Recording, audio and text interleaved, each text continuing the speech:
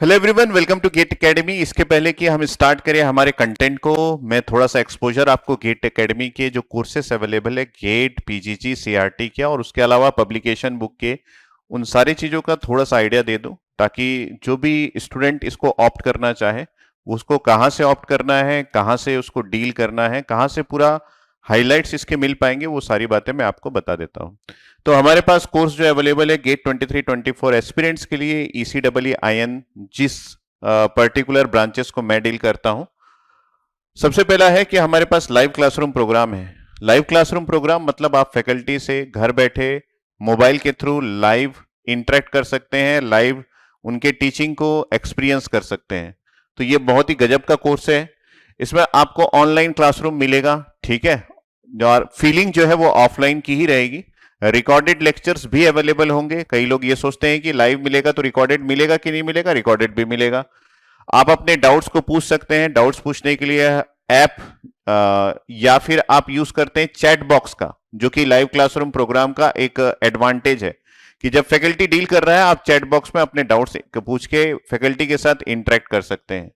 उसके अलावा फैकल्टी आपको अपने टेलीग्राम का लिंक भी देता है जहां पे आप फैकल्टी के साथ डायरेक्टली डाउट भी पूछ सकते हैं। ऑल रीडिंग कंटेंट जो अवेलेबल रहेंगे वो पीडीएफ के फॉर्म में या प्रिंटेड फॉर्म में अवेलेबल रहेगा, बेस्ड ऑन कि आपने प्रिंटेड फॉर्म के कोर्स को ऑप्ट किया है या फिर पीडीएफ के फॉर्म के कोर्स को ऑप्ट किया है। एसेंशियल, बेसिक और जीनियस जिसका नाम होता है, ठीक है। Available only on Android platform, ये अवेलेबल है एंड्रॉयड प्लेटफॉर्म में। सबसे इंपॉर्टेंट बात कि आपको इसके लिए ऐप डाउनलोड करना पड़ेगा, जो कि GATE academy live classroom app के नाम से आपको गूगल प्ले स्टोर में मिल जाएगा। तो ये बेसिक हाईलाइट है आपके पास लाइव क्लासरूम प्रोग्राम का। उसके अलावा हमारा जो बेस्ट सेलिंग कोर्स है वो पेन ड्राइव कोर्स है। पेन ड्राइव कोर्स मतलब आपको पेन ड्राइव जो है वो आपके घर के एड्रेस पे सेंड कर दिया जाएगा गेट एकेडमी की तरफ से। ये रिकॉर्डेड कोर्स है, जो कि एक ऑनलाइन कोर्स है जो आप घर में बैठ के एक्सेस कर सकते हो। पेन ड्राइव में सारे कोर्सेज प्री अपलोडेड होते हैं। इसको आप एक्सेस करने के लिए एक बार आपको इंटरनेट की जरूरत पड़ेगी, उसके बाद आपको आपकी वैलिडिटी एक्सपायर होने तक कोई भी इंटरनेट की जरूरत नहीं पड़ेगी। इसमें भी जो आपको कोर्सेस मिलेंगे उसके प्रिंटेड बुक्स और पीडीएफ मिल जाएंगे, डिपेंड्स अपन आप किसको ऑप्ट करते हैं। तो ये सारे हाइलाइट्स यहाँ पे लिखा हुआ है, ठीक है। नेक्स्ट हम लोग बात करें कि जी ड्राइव कोर्स हमारे पास अवेलेबल है। जी ड्राइव का मीन्स है गूगल ड्राइव, जिसमें हम अपने पूरे कोर्सेज को जो कि रिकॉर्डेड फॉर्म में अवेलेबल होता है उसको अपलोड कर देते हैं, जिसको आप घर बैठे जी ड्राइव के थ्रू डाउनलोड कर सकते हैं। जिस समय तक आप कोर्सेज डाउनलोड कर रहे हैं तब तक आपको इंटरनेट की जरूरत पड़ेगी। एक बार कोर्स डाउनलोड हो गया तो आपको इंटरनेट की जरूरत नहीं पड़ेगी। एक्सेस के लिए कुछ मिनट्स के लिए आपको इंटरनेट की जरूरत पड़ सकती है। जब तक वैलिडिटी एक्सपायर नहीं हो जाता, आपने पूरे कोर्सेज को डाउनलोड करके रखा हुआ है तो आपको इंटरनेट की जरूरत नहीं पड़ेगी। तो ये भी एक ऑनलाइन है कोर्स और इसमें भी आपको सारे कंटेंट्स जो है वो आपको आपके जी ड्राइव फॉर्म में अपलोड करके आपके घर भेज दिया जाता है। तो घर भेज दिया जाता है इसका मतलब है कि प्रिंटेड फॉर्म अगर आपने ऑप्ट किया है तो आपके पास वो प्रिंटेड फॉर्म के जितने भी बुक्स है वो सारे भेज दिए जाते हैं। बाकी तो ऑनलाइन इंटरेक्शन जी ड्राइव का हो जाता है, ठीक है। तो ये जी ड्राइव कोर्स के बारे में हो गया। हम बात करें कि वीडियो ऑन डिमांड कोर्स, तो वीडियो ऑन डिमांड कोर्स जो है वो उसके लिए आपको एक ऐप की नीड पड़ेगी, जो कि गेट एकेडमी लर्निंग ऐप के नाम से आपके पास होना चाहिए, जो कि एंड्रॉयड मोबाइल में मिल जाएगा। गूगल प्ले स्टोर से आप डाउनलोड कर सकते हैं, ठीक है।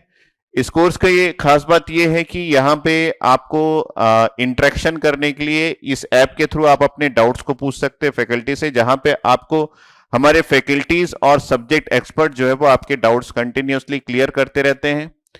तो वीओडी ये बहुत ही बढ़िया ऐप है, जैसे नेटफ्लिक्स होता है या फिर अमेजन प्राइम होता है उसी की तरीके का है, जिसमें सारे रिकॉर्डेड कोर्सेज प्री अपलोडेड रहते हैं और आपको इंटरनेट की जरूरत पड़ेगी कोर्स को देखने के लिए, ठीक। तो इसके आगे बढ़े तो हमारे पास जो कोर्स अवेलेबल है वो टैबलेट कोर्स अवेलेबल है। टैबलेट कोर्स की खास बात ये है कि इसमें आपको सैमसंग का गैलेक्सी टैबलेट प्रोवाइड कर दिया जाता है, जिसमें सारे कोर्सेस और जितने भी गेट एकेडमी के ऐप्स है सारे प्री अपलोडेड रहते हैं। कोर्स कंटेंट भी प्री अपलोडेड रहता है, ठीक है।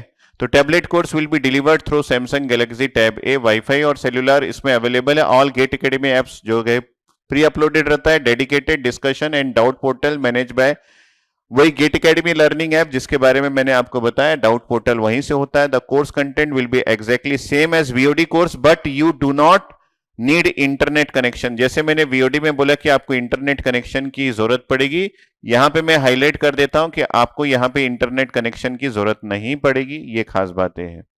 ठीक है, तो ये हो गया हमारा टैबलेट कोर्स। टैबलेट कोर्स का मतलब है सैमसंग गैलेक्सी टैब ए जो आपको सेंड किया जाता है, उसकी वजह से इसका नाम टैबलेट कोर्स है। ठीक है, और अगर मैं बताऊं कि गेट के जो कोर्सेस है वो बेसिकली 3 फॉर्म में अवेलेबल है, जो आपको www.gateacademy.co.in में मिलेगा। कौन कौन से course? PD, GD, VOD, tablet और लाइव क्लासरूम प्रोग्राम, ये 3 वेराइटीज में अवेलेबल है, बेसिक, एसेंशियल और जीनियस। अगर हम बात करें कि वीडियो लेक्चर सभी में दिया जाएगा, बेसिक ले, एसेंशियल ले, जीनियस ले, वीओडी, टैबलेट कोर्स या फिर आप जीडी ले या फिर पीडी ले या फिर लाइव ले। यहां पे देखिए पीडी, जीडी, वीओडी, टैबलेट या फिर लाइव, तो आप ऑप्ट कर सकते हैं बेसिक, एसेंशियल, जीनियस 3 फॉर्म में। ठीक है, वर्कबुक प्रिंटेड फॉर्म में आपको मिलेंगे सिर्फ एसेंशियल और जीनियस में, वर्कबुक पीडीएफ फॉर्म में तीनों में मिलेगा, प्रीवियस ईयर का सॉल्यूशन बुक्स आपको सिर्फ जीनियस में मिलेगा। बैग जो है वो आपको गेट एकेडमी का बैग मिलेगा आपको एसेंशियल और जीनियस में। ऑनलाइन टेस्ट सीरीज जो है वो आपको एसेंशियल, जीनियस में मिलेगा। एक्सेस टू डाउट पोर्टल्स आपको तीनों में मिलेंगे, और ऐसे स्पेशल लाइव ऑनलाइन सेशंस जो है वो आपको तीनों में मिलेंगे। तो ये हो गया टोटली गेट के कोर्सेस। बुक्स के बारे में हम डिस्कस करेंगे, लेकिन हमारे कुछ और कोर्सेज भी है जो कि आप यहां पे देख सकते हैं। कैंपस रिक्रूटमेंट ट्रेनिंग हम प्रोवाइड करते हैं, जिसमें टेक्निकल के साथ साथ आपको सॉफ्ट स्किल्स भी सिखाया जाता है। ठीक है, ये हमारे कंप्यूटर साइंस के डिपार्टमेंट के लोग करते हैं, वहां के फैकल्टी एक्सपर्ट करते हैं, जो कि इलेक्ट्रिकल, इलेक्ट्रॉनिक्स और आईएन स्टूडेंट्स भी ऑप्ट कर सकते हैं। क्योंकि कैंपस रिक्रूटमेंट ट्रेनिंग में आपको कोर सब्जेक्ट नहीं पूछा जाता, बेसिकली आपको C programming, data structure, C plus plus, STL, Python, 200 plus coding problems, basic of OS, DBMS, computer network पूछा जाता है। एप्टीट्यूड एंड रीजनिंग जो आपको इन जनरल 100 प्लस आवर्स की क्लासेस मिलेंगी, जो कि मेन रिटर्न एग्जाम्स में पूछा जाता है जब आप गूगल, विप्रो, टीसीएस का एग्जाम्स देंगे, है ना, ऑनलाइन में। पीडी सेशंस मतलब पर्सनालिटी डेवलपमेंट सेशन, जो कि आपकी ली जाएगी इस कोर्स के अंदर। पर्सनालिटी डेवलपमेंट में आपको soft skill, English communications, how to manage etiquettes, ये सारी चीजें आपको बताई जाएगी, और पर्सनल इंटरव्यू गाइडेंस भी आपको प्रोवाइड किया जाएगा। ठीक है, इसके अलावा हमारे पास एक और कोर्स है जो कि पोस्ट गेट गाइडेंस का है, जिसमें आपको गेट क्रैक करने के बाद आपके डिफरेंट स्कोर्स में कौन कौन से इंस्टीट्यूट्स आपको मिल सकते हैं, आईआईटीज, आईआईएससी और पीएसयू में, जिसमें भी आपको ऑप्ट करना है। ऑप्टिमम यूज कैसे करना है अपने गेट स्कोर का, ताकि आपको कुछ ना कुछ ऑप्शंस मिल जाए। इंटरव्यू गाइडेंस जो डिफरेंट पीएसयूज लेते हैं, जिसमें आपको जीडी, जीटी, पीआई ये सभी होता है, ग्रुप डिस्कशन, ग्रुप टास्क और पर्सनल इंटरव्यू, उसके लिए हम गाइडेंस करते हैं। सीवी के लिए हम गाइडेंस करते हैं। Exclusive guidance for admission in IITs, exclusive guidance for recruitment in any PSU across India. Interview guidance, guidance related to CCMT, मतलब एनआईटी में एडमिशन के लिए जैसे सीओएपी आईआईटीज में एडमिशन के लिए, वैसे सीसीएमटी एनआईटी में एडमिशन के लिए। एलुमनाई कनेक्ट मतलब हम आपके उन स्टूडेंट से, हमारे एलुमनाई से इंटरेक्ट करवाएंगे जो ऑलरेडी प्लेस्ड है पीएसयू में या फिर किसी आईआईटी से अपना कोर्स पढ़ाई कर रहे हैं। तो उनसे इंटरेक्ट करने से आपको यह पता चलेगा कि रियलिटी एंड फैक्ट्स क्या है, आईआईटीज की बात करें, एनआईटीज की बात करें या फिर पीएसयू के बारे में बात करें। गाइडेंस रिलेटेड टू आपका सीवी कैसे फॉर्म आपको बनाना है, वो सारी चीजें हम आपको बताते हैं। अब हम आ जाते हैं गेट एकेडमी पब्लिकेशंस में आपको कौन कौन से बुक्स मिल सकते हैं। बहुत ही उम्दा बुक्स है, इंडिया द्वारा मैक्सिमम लोगों द्वारा पसंदीदा ये बुक्स है।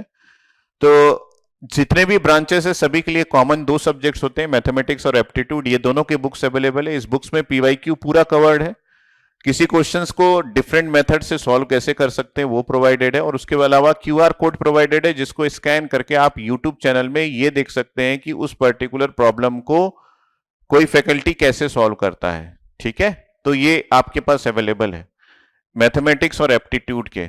आगे हम बात करें तो यहां पे हमारे पास कॉमन टॉपिक्स जो कि ECEE में होते हैं, टॉपिक का मतलब है सब्जेक्ट, जैसे कंट्रोल सिस्टम, नेटवर्क, डिजिटल, ये सारे सब्जेक्ट्स कॉमन होते हैं।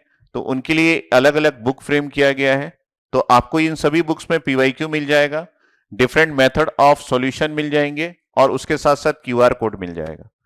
इसके अलावा हम बात करें कोर सब्जेक्ट्स जो कि ईसी के लिए होता है, इलेक्ट्रॉनिक्स डिवाइसेस, कम्युनिकेशन और ईएमटी, उसके लिए अलग बुक है। अगर हम लोग इलेक्ट्रिकल की बात करें तो मशीन पीएसए पावर इलेक्ट्रॉनिक्स के लिए अलग बुक है। हम लोग आईएन के लिए बात करें तो मेजरमेंट हो गया, ट्रांसड्यूसर्स हो गया, उसके लिए ऑप्टो इलेक्ट्रॉनिक डिवाइसेस के लिए अलग से बुक अवेलेबल है। ठीक है, तो ये आपके कोर सब्जेक्ट्स के लिए है। उसके अलावा इलेक्ट्रिकल मशीन के लिए हमारे पास 2 वॉल्यूम अवेलेबल है एक्सक्लूसिव इलेक्ट्रिकल मशीन के लिए। ठीक है, जिसमें आपको टॉपिक्स वाइज इंपॉर्टेंट की पॉइंट्स मिल जाएंगे, थ्योरी मिल जाएगा, क्वेश्चंस पीवाईक्यू मिल जाएंगे, प्रैक्टिस प्रॉब्लम मिल जाएंगे। मतलब ये कंप्लीट आपको इलेक्ट्रिकल मशीन की तैयारी के लिए जो टेक्स्ट की जरूरत है वो सारा कुछ आपको मिल जाएगा इलेक्ट्रिकल ब्रांच के लिए। और अगर हम लोग इलेक्ट्रॉनिक्स ब्रांच की बात करें तो आपको इलेक्ट्रोमैग्नेटिक थ्योरी और कम्युनिकेशन जो इनके कोर सब्जेक्ट्स है उसके लिए बुक मिल जाएंगे, जिसमें आपको प्रैक्टिस प्रॉब्लम, पीवाईक्यू, ईएससी के क्वेश्चंस और जो इंपॉर्टेंट की पॉइंट्स है और थ्योरीज है वो आपको मिल जाएगा। ठीक है, तो चलते हैं हम अपने कंटेंट की ओर जो आज के लेक्चर्स में आपको देखने को मिलेगा।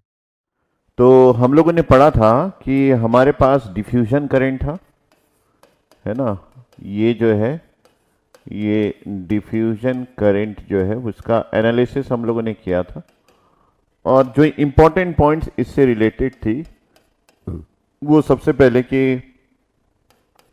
ये एक नॉन यूनिफॉर्म डोप्ड सेमीकंडक्टर होना चाहिए, डोप्ड सेमीकंडक्टर होना चाहिए, तभी जाके हमको डिफ्यूजन करंट मिलता है। इसका मतलब है एन टाइप का हो या फिर पी टाइप का हो, हमारे पास कंसंट्रेशन ग्रेडियंट एग्जिस्ट करना चाहिए, नॉन जीरो वैल्यू होनी चाहिए। तो यहां पे हम लिख सकते हैं कि कंसंट्रेशन ग्रेडियंट का एग्जिस्ट होना जरूरी है, ग्रेडियंट का एग्जिस्ट होना जरूरी है। अगर ऐसा होता है तो हमारे पास 2 टाइप के होते हैं, एक है एन टाइप में जिसमें dn/dx की वैल्यू अगर नॉन जीरो है तो यहां पे हमारे पास एक करंट मिलेगा, उस करंट के फॉर्मूले को हम लिख सकते हैं I डिफ्यूजन, ये जो है डिफ्यूजन है ना, ये I डिफ्यूजन एन टाइप के सेमीकंडक्टर में जो एग्जिस्ट करेगा वो हम लोग लिख सकते हैं दिस इज क्यू dn और dn/dx और उसके साथ है क्रॉस सेक्शनल एरिया A, एकदम सिंपल सा। और अगर यही बात हम अगर p टाइप के सेमीकंडक्टर में बात करें कि हमारे पास एक p टाइप का सेमीकंडक्टर है और उसमें dp/dx की वैल्यू जो है वो नॉन जीरो है, ठीक है, तो हमारे पास यहाँ पे भी I डिफ्यूजन एग्जिस्ट करेगा, ये डिफ्यूजन है, लेकिन यहाँ पे थोड़ा केयर करना पड़ेगा कि -q उसके साथ dp और dp/dx और उसके साथ क्रॉस सेक्शनल एरिया A। तो ये हमारा फॉर्मूला हो गया और इससे रिलेटेड बातें हम लोगों ने कर लिया था। ठीक है, अगर इसके आगे हम लोग कुछ पॉइंट्स और ऐड करें तो हमारे पास आइंस्टाइन का एक रिलेशनशिप था जो कि dn/μn is equal to dp/μp is equal to vt होता है। तो अगर हम लोग dn निकालना चाहें तो ये हो जाएगा μn इंटू vt, या फिर हम dp निकालना चाहें तो ये हो जाएगा μp और उसके साथ vt। dn और dp हमारा डिफ्यूजन कांस्टेंट है, ठीक है। सो dn और dp जो है वो डिफ्यूजन कांस्टेंट है और μn μp मोबिलिटी है। इनके बीच में आइंस्टाइन नाम के एक साइंटिस्ट ने कुछ रिश्तेदारी बताया है, आइंस्टाइन रिलेशनशिप, और उसी के अकॉर्डिंग ये 2 फॉर्मूला है। यहाँ पे ये dn और dp का जो वैल्यू है वो क्वेश्चन में दिया रहता है, हम लोग को ना डरने की जरूरत नहीं है। अगर नहीं भी दिया रहेगा तो वो vt और μn की वैल्यू दिया रहेगा, मतलब किसी ना किसी तरीके से फाइंड आउट करने का तरीका वो देगा ही देगा, फाइंड आउट करने का तरीका वो देगा ही देगा। तो हमको इसके लिए डरने की जरूरत नहीं है, बस हम ये देख लेते हैं कि जब हम dn को फाइंड आउट करेंगे तो उसका यूनिट क्या होगा। तो यूनिट के लिए हम लोग यहाँ पे लिखते हैं कि μn का यूनिट हमारे पास centimetre square per volt second होता है और उसको हम vt से मल्टीप्लाई करें तो vt का यूनिट वोल्ट होता है। तो ये वोल्ट वोल्ट कैंसिल हो गया और हमारे पास यहाँ पे आ गया सेंटीमीटर स्क्वायर पर सेकेंड, ये हमारा यूनिट हो गया। तो इसका मतलब है डीएन का यूनिट चाहे वो इस केस में हो चाहे इस केस में हो, ये सेंटीमीटर स्क्वायर पर सेकंड होगा, और मोबिलिटी का unit centimetre square per volt second होगा। ठीक है, तो इतना नॉलेज काफी है किसी क्वेश्चन को डील करने के लिए, और बाकी कंसेप्चुअली मैंने आपको सब कुछ कल समझा दिया था। तो मैं अपना मोबाइल निकालता हूं और आप अपना वर्कबुक निकालिए, धड़ाधड़ क्वेश्चन जो है उसको सॉल्व करके देखते हैं। अगर सॉल्व हो गया मजेदार हो जाएगा, अगर नहीं हुआ तो सोचना पड़ेगा, है ना। तो सोचने की क्या बात है, हम क्वेश्चन को सॉल्व कर लेते हैं।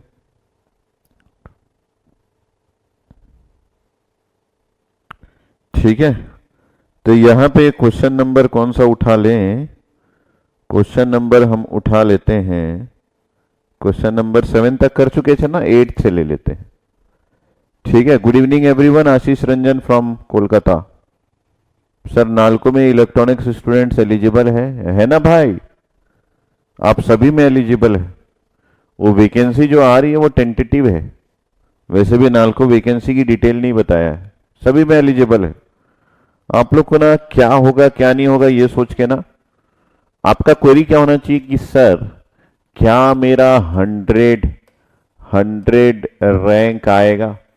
अगर इतना आ गया ना तो दुनिया आपके कदम चूमेगी। क्या मेरा 200 रैंक आएगा, तो इतना आ गया दुनिया आपकी हाथ चूमेगी। तो ऐसा आपको प्लान करना चाहिए, यहां सीट्स अवेलेबल है या नहीं, वहां अवेलेबल नहीं है।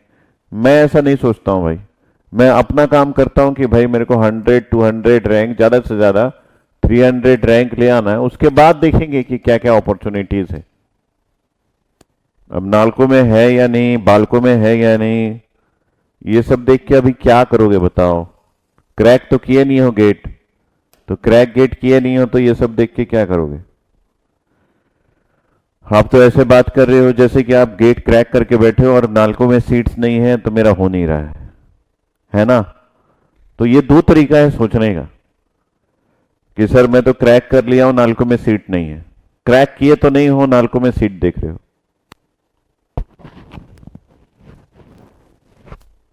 ठीक है, समझना बात को, हमारा टारगेट क्या है और हम कैसे दिग्भ्रमित होते हैं, हमको करना क्या चाहिए और हम सोचते क्या रहते हैं, है ना। करना ये चाहिए कि भाई गेट 22 निकाल लो भाई, ये भी मैं वीडियो में बोला हूं, गेट 22 निकाल लो। बाकी सब बैठे हैं आपको रिक्रूट करने के लिए, निकालो तो सही पहले सही तरीके से।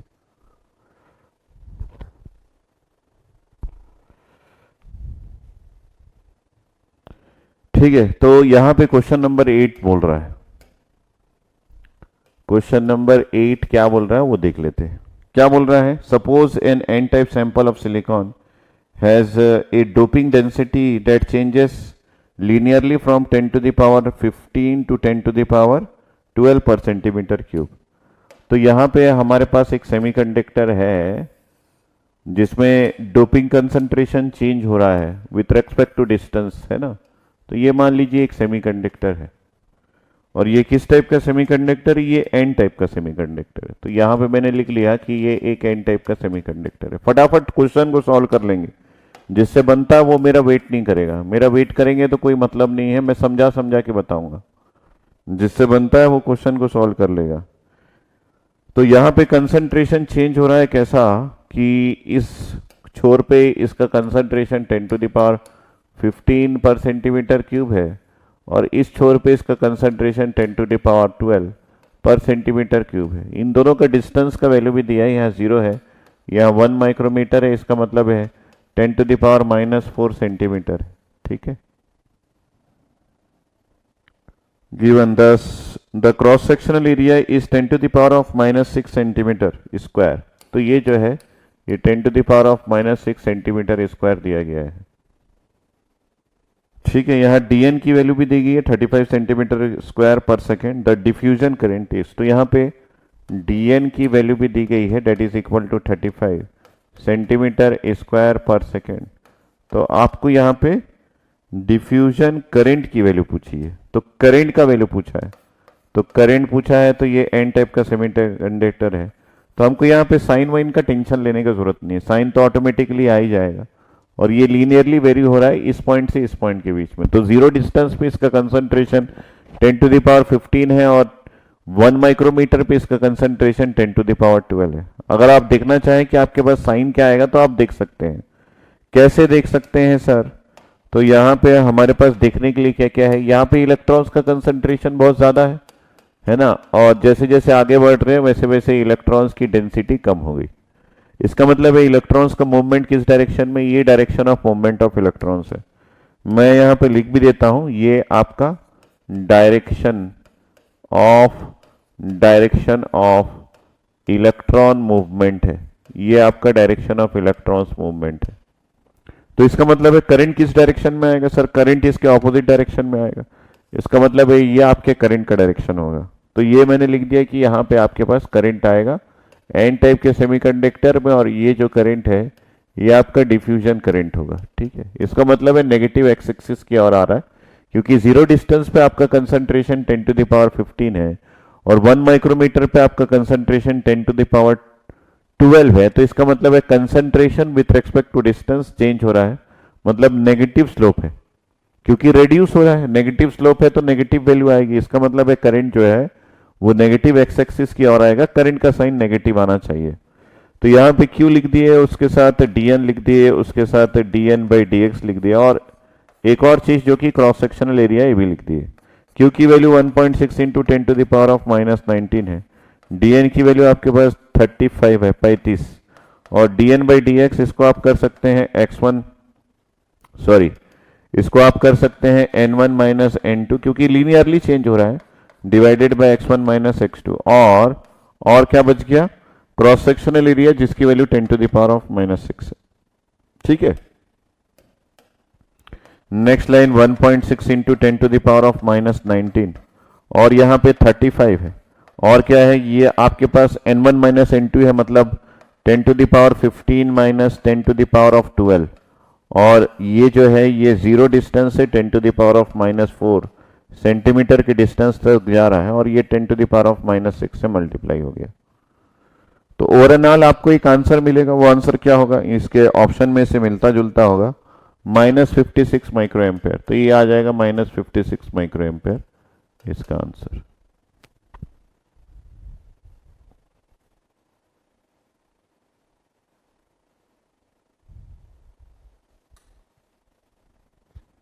नबराज ऑप्शन ए आ रहा है क्या? सॉल्व किए क्या आप लोग? ऑप्शन ए आ रहा है क्या ऑप्शन सी आ रहा है ना? सी आएगा, इसका आंसर ऑप्शन सी आएगा।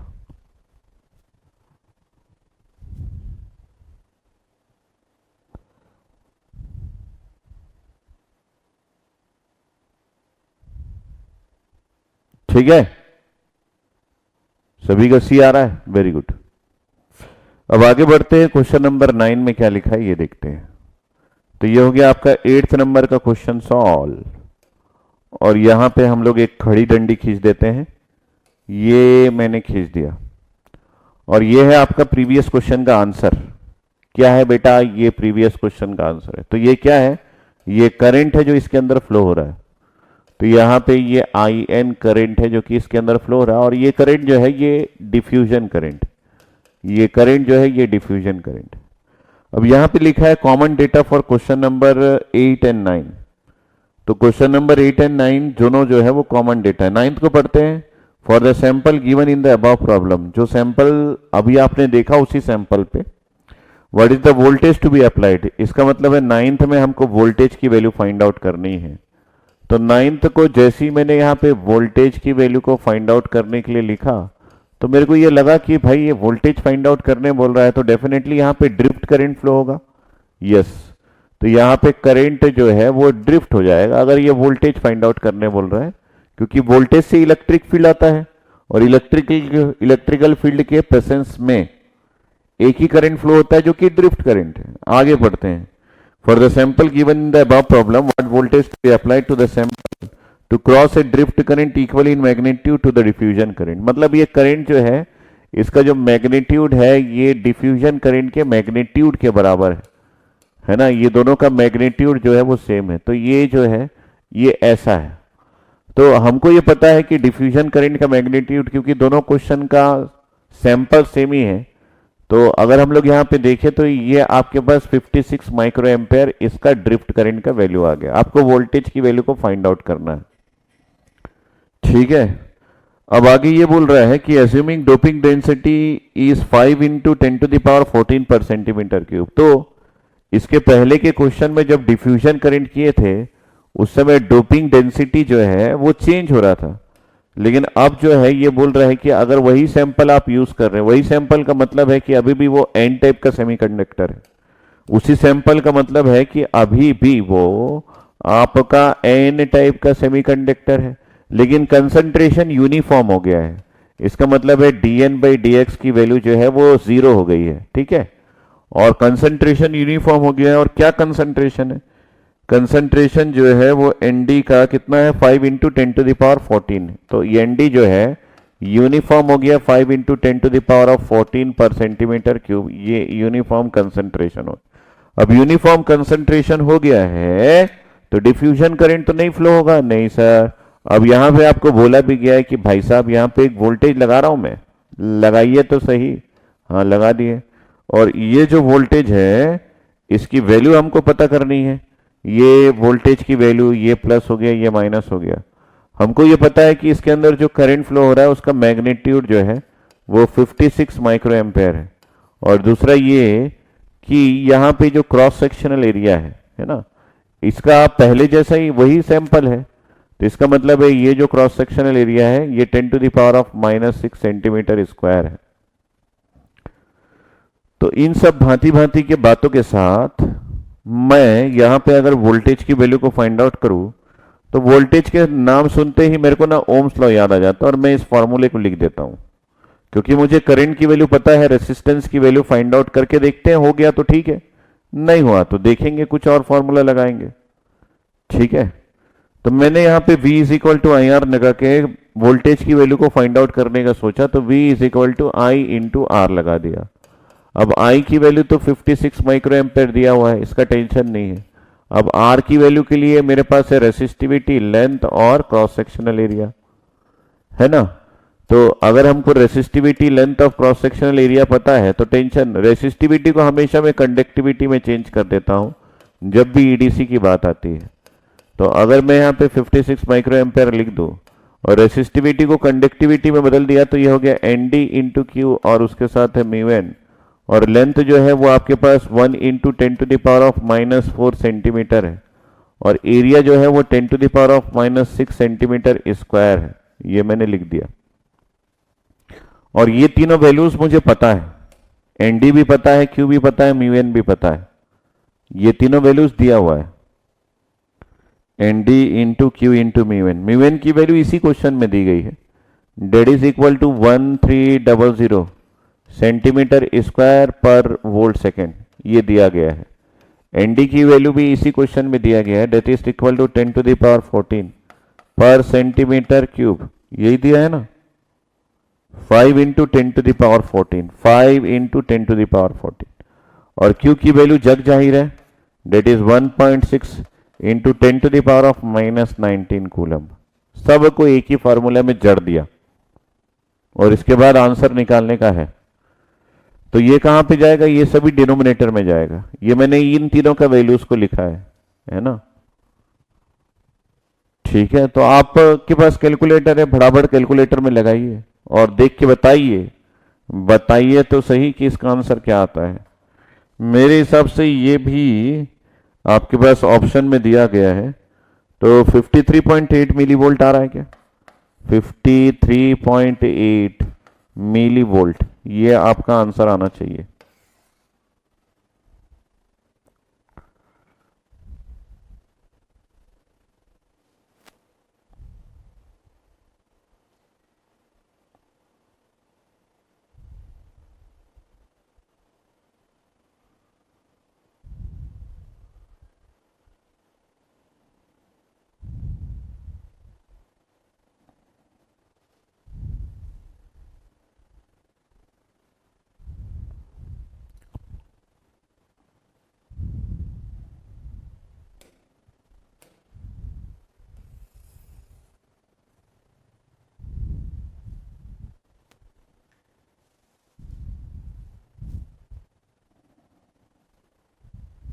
ठीक है।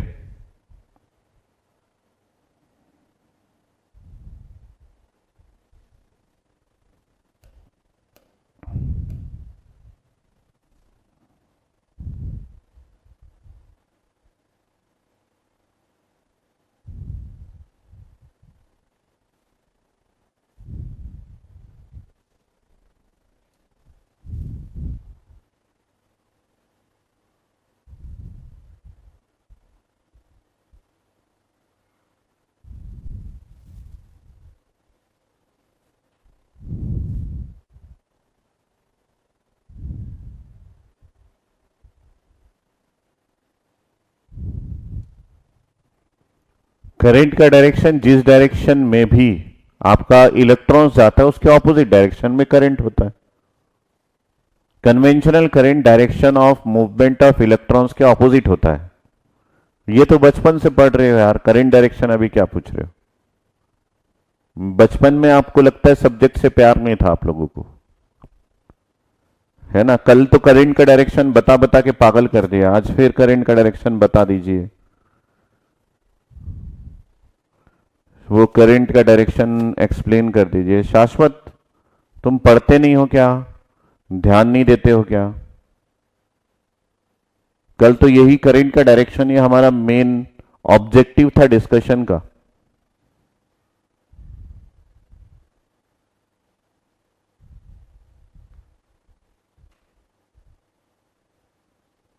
फिफ्टी 53.8 मिली वोल्ट आएगा, वोल्ट नहीं आएगा। आशीष रंजन देखो ध्यान से, करंट का डायरेक्शन अभी भी आप पूछते हो। शाश्वत, इलेक्ट्रॉन्स के ऑपोजिट डायरेक्शन में करंट है और होल्स के सेम डायरेक्शन में करंट है। शाश्वत फंडिंग कंपनी से है, सत्यम ऐसा बोल रहा है।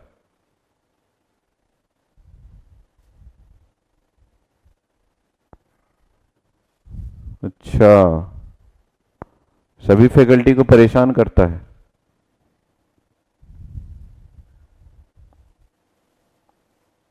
ठीक है, निपट लेंगे सभी से अपन। वो खुद ही परेशान होकर चला जाएगा। ठीक है, आगे बढ़े। तो यहां पे हमारे पास नेक्स्ट क्वेश्चन है, और कई लोग बोल रहे हैं कि यहां पे कुछ लोग ये भी बोल रहे हैं कि सर यहां पे n2 माइनस n1 होगा। अरे ऐसा कुछ नहीं होता। n1 n2 को आप कहीं भी लिख सकते हैं, बस उसका करस्पॉन्डिंग डिस्टेंस आपको यहां पे लिखना पड़ता है ना। कभी आप यूज नहीं किए हैं ऐसा लगता है मुझे ये सब चीजें। n1 माइनस n2 लिख रहे हैं तो x1 माइनस x2 लिखिए, n2 माइनस n1 लिखे हैं तो x2 माइनस x1 लिखिए। मैंडेटरी नहीं है कि आपको n2 माइनस n1 करना पड़ेगा, है ना। ये सब बचकाना क्वेश्चंस है। There is no meaning of this type of questions. ठीक है, थोड़े अच्छे क्वेश्चंस ढूंढ के लाइए। क्वेश्चन नंबर 10 को देख लीजिए एक बार। 10 में क्या बोल रहा है। 10 में बोल रहा है the energy band diagram and the electron density profile NX in a semiconductor are shown in the figure. ठीक है, तो यहां पे एक फिगर दिया है जिसमें हमको एनर्जी बैंड का डायग्राम बना हुआ है। तो मैंने उस फिगर को यहां बनाने का सोचा और यहां पे उसको बना दिया। तो ये एनर्जी बैंड डायग्राम जो है वो इन जनरल हमारे पास स्ट्रेट हो रहा है, लेकिन ये थोड़ा सा ऐसा स्लोप लेके है, और इसका वाई एक्सिस जो है वो एनर्जी है in terms of electron volt. ठीक है, वाई एक्सिस, और स्लोप की बात यहां पे की गई है। स्लोप जो है वो हमारे पास है -0.1। ये जो है -0.1 इलेक्ट्रॉन वोल्ट पर सेंटीमीटर ये दिया गया है। ठीक है, तो मैंने इसको यूज कर लिया, और एक तरफ हमारे पास EC लिखा हुआ है, एक तरफ हमारे पास EV लिखा हुआ है। ठीक है, ये x इज इक्वल टू 0 है, और ये x डिस्टेंस पे ड्रॉ किया है, मतलब एनर्जी बैंड डायग्राम है, क्योंकि ये आपका inter atomic distance versus energy के बीच में ड्रॉ है। और यहाँ पे कंडक्शन बैंड का लोवेस्ट एनर्जी स्टेट्स और वैलेंस बैंड का अपर एनर्जी स्टेट्स है। मतलब ये क्या डायग्राम है, ये एनर्जी बैंड डायग्राम है। इस एनर्जी बैंड डायग्राम का एक स्लोप यहां पे ड्रॉ किया गया है। स्लोप से ये हमको पता चलता है कि यहां पे आपका, ध्यान से देखना, एनर्जी जो है वो चेंज हो रहा है, एनर्जी जो है वो चेंज हो रहा है, वेरी हो रहा है विथ रेस्पेक्ट टू किसके साथ, डिस्टेंस के साथ, इंटर एटॉमिक डिस्टेंस के साथ, जिसकी वजह से ये स्लोप आया है। तो क्या चेंज हो रहा है, एनर्जी। किसकी एनर्जी, इलेक्ट्रॉन्स की एनर्जी मान लेते हैं, क्योंकि एनर्जी बैंड डायग्राम किसके रेस्पेक्ट में ड्रॉ किया जाता है सर, ये एनर्जी बैंड डायग्राम ये बताता है कि किसी एक पर्टिकुलर एनर्जी स्टेट में इलेक्ट्रॉन्स की एनर्जी कितनी है। ठीक है, किसी एक पर्टिकुलर एनर्जी स्टेट में इलेक्ट्रॉन्स की एनर्जी कितनी है, तो इसका मतलब है यहां पे इलेक्ट्रॉन्स की एनर्जी बदल रही है। इस क्वेश्चन को बड़े ध्यान से बनाइएगा, क्योंकि इस क्वेश्चन में काफी सारी बेसिक बातें है ना, इस क्वेश्चन को ध्यान से समझिएगा, क्योंकि इस क्वेश्चन में काफी सारी बेसिक कंसेप्ट छुपा हुआ है bending of energy band diagram के कंसेप्ट से। और ये जो बेंडिंग है एनर्जी बैंड डायग्राम का, ये बेंडिंग है एनर्जी बैंड डायग्राम का, ये काफी सारे कंसेप्ट्स में यूज होता है, जैसे मॉसफेट हो गया, डायोड हो गया और बीजेटी हो गया, सारे में ये bending of energy band diagram आपका यूज होने वाला है। ठीक है, तो हमने यहां पे बोला कि यहां पे एनर्जी चेंज हो रही है विथ रेस्पेक्ट टू डिस्टेंस। तो मान लीजिए एनर्जी बैंड डायग्राम में एनर्जी को मैं रिप्रेजेंट करता हूं, एनर्जी को रिप्रेजेंट करता हूं मान लीजिए ईसी से, है ना, किसी भी एक एनर्जी, इलेक्ट्रॉन्स की एनर्जी को रिप्रेजेंट करता हूं ईसी से। तो यहां पे मैं ये लिख रहा हूं कि चेंज हो रही है एनर्जी, मतलब DEC with respect to DX, यहां पे एक नॉन जीरो वैल्यू है। तो जब भी डीईसी मतलब energy with respect to distance change हो रहा है और नॉन जीरो आ रहा है, तो इसका मीनिंग क्या है ये हमको पता करना है कि इसका मीनिंग क्या है। ठीक है, तो यहां पे एनर्जी चेंज हो रहा है विथ रेस्पेक्ट टू डिस्टेंस। तो इसी प्रकार अगर आपका कंसंट्रेशन चेंज हो रहा है विथ रेस्पेक्ट टू डिस्टेंस, इसका मतलब है कि यहां पे एक डिफ्यूजन करंट एग्जिस्ट करता है। क्या एग्जिस्ट करता है, यहां पे डिफ्यूजन करंट का एग्जिस्टेंस होता है अगर कंसंट्रेशन चेंज हो रहा है विथ रेस्पेक्ट टू डिस्टेंस। उसी प्रकार एनर्जी बैंड डायग्राम में एनर्जी की वैल्यू चेंज हो रही है, यहां पे ज्यादा एनर्जी है क्योंकि वाई एक्सिस एनर्जी, यहां पे इलेक्ट्रॉन्स का एनर्जी ज्यादा है अगर कोई यहां बैठा है, और यहां पे कोई इलेक्ट्रॉन्स बैठा है तो उसकी एनर्जी कम है। कैसे कम है, आपको अगर ग्राफ पढ़ने आता है तो आप देखिए कि यहां पे इलेक्ट्रॉन्स की एनर्जी कम है और यहां पे कोई बैठा है तो उसकी ज्यादा है, मतलब इलेक्ट्रॉन्स की energy with respect to distance change हो रही है। ठीक है, क्योंकि एनर्जी बैंड डायग्राम में यहां पे काफी सारे एनर्जी स्टेट्स होंगे, ऐसे ऐसे ऐसे ऐसे, और सब में इलेक्ट्रॉन्स होंगे, यहां पे भी काफी सारे एनर्जी स्टेट्स होंगे और सब में इलेक्ट्रॉन्स होंगे मान लेते हैं। तो उस हिसाब से हम लोगों ने ये सोचा कि कोई इलेक्ट्रॉन्स इस वाले एनर्जी स्टेट्स में है तो उसकी एनर्जी कम है, कोई इलेक्ट्रॉन्स इस वाले एनर्जी स्टेट्स में है तो उसकी एनर्जी ज्यादा है। ठीक है, तो ये हमारा कंसेप्ट जो है वो थोड़ा सा बना है। अब आगे बढ़ते हैं। आगे हमको ये रिलेशनशिप निकालना है कि भाई अगर एनर्जी चेंज हो रही है विथ रेस्पेक्ट टू डिस्टेंस तो ये क्या रिप्रेजेंट कर रहा है, ये क्या रिप्रेजेंट कर रहा है, ये हमको फाइंड आउट करना है। ठीक है, तो हमको एक आइडिया पता है कि भाई हमारे पास जो इलेक्ट्रिक फील्ड है वो नेगेटिव ग्रेडियंट ऑफ पोटेंशियल होता है। ये मैं कल से बता रहा हूं, ये एनर्जी नहीं है, ये इलेक्ट्रिक फील्ड है। ठीक है, तो मैं यहां पे लिख देता हूं कि ये एनर्जी नहीं है बेटा, ये इलेक्ट्रिक फील्ड है। क्या है, ये इलेक्ट्रिक फील्ड है। इलेक्ट्रिक फील्ड जो है वो नेगेटिव ग्रेडियंट ऑफ पोटेंशियल होता है। और मुझे ये पता है कि वोल्टेज और एनर्जी के बीच में रिलेशनशिप क्या है। एनर्जी जो है वो माइनस क्यू इंटू वोल्टेज होता है। चार्ज इनटू वोल्टेज का मल्टीप्लीकेशन जो है वो एनर्जी का वैल्यू देता है। ये हम लोगों ने बहुत बार पढ़ा है। कहां पढ़ा है? 11th 12th 9th 10th कई बार पढ़ा है। अगर आपको नहीं पता है तो आप जो है वो अपने बचपन के प्यार को खोल के एक बार देख लीजिएगा, ठीक है। तो अगर ऐसा रिलेशनशिप है तो मैं यहां पे V को रिप्लेस करना चाह रहा हूं। किसको? V को रिप्लेस करना चाह रहा हूं, और उस V के बदले मेरे पास ये एनर्जी है तो इसको मैं वापस से EC लिख देता हूं, क्योंकि मैंने एनर्जी को EC से रिप्रेजेंट करने का ठाना है। तो मैं यहां पे लिख सकता हूं this can be written as 1/Q, और उसके साथ आ जाएगा DEC डिवाइडेड बाई DX। ये DEC बाई DX जो है वो स्लोप है ना। तो यहां पे वापस से मेरे पास आ गया 1/Q DEC बाई DX, क्योंकि हमारे पास V की वैल्यू क्या आ जाएगी? V की वैल्यू ये EC बाई Q हो जाएगा, और उसके साथ एक नेगेटिव साइन आ जाएगा। इसको उठा के मैंने V की जगह पुटअप कर दिया तो ये इक्वेशन मिल गया। अब हमको इस इक्वेशन से ये आइडिया लग गया कि इलेक्ट्रिक फील्ड जो है वो स्लोप ऑफ एनर्जी पे डिपेंड करता है। अगर आपके पास एनर्जी का स्लोप है तो वहां पे इलेक्ट्रिक फील्ड एग्जिस्ट करता है। जैसे आपके पास कंसंट्रेशन का स्लोप है तो डिफ्यूजन करंट एग्जिस्ट करता है, वैसे ही एनर्जी का स्लोप है तो इलेक्ट्रिक फील्ड एग्जिस्ट करता है। इसका मतलब है ये जो बेंडिंग हुआ है ये इसलिए हुआ है क्योंकि यहां पे एक इलेक्ट्रिक फील्ड एग्जिस्ट करता है। क्या एग्जिस्ट करता है? इलेक्ट्रिक फील्ड एग्जिस्ट करता है। इसका मतलब है कि हमारा जो भी सेमीकंडक्टर है वहां पे ये स्लोप का मीनिंग डायरेक्टली ये हो जाता है। याद रखिएगा, ब्रह्म वाक्य है।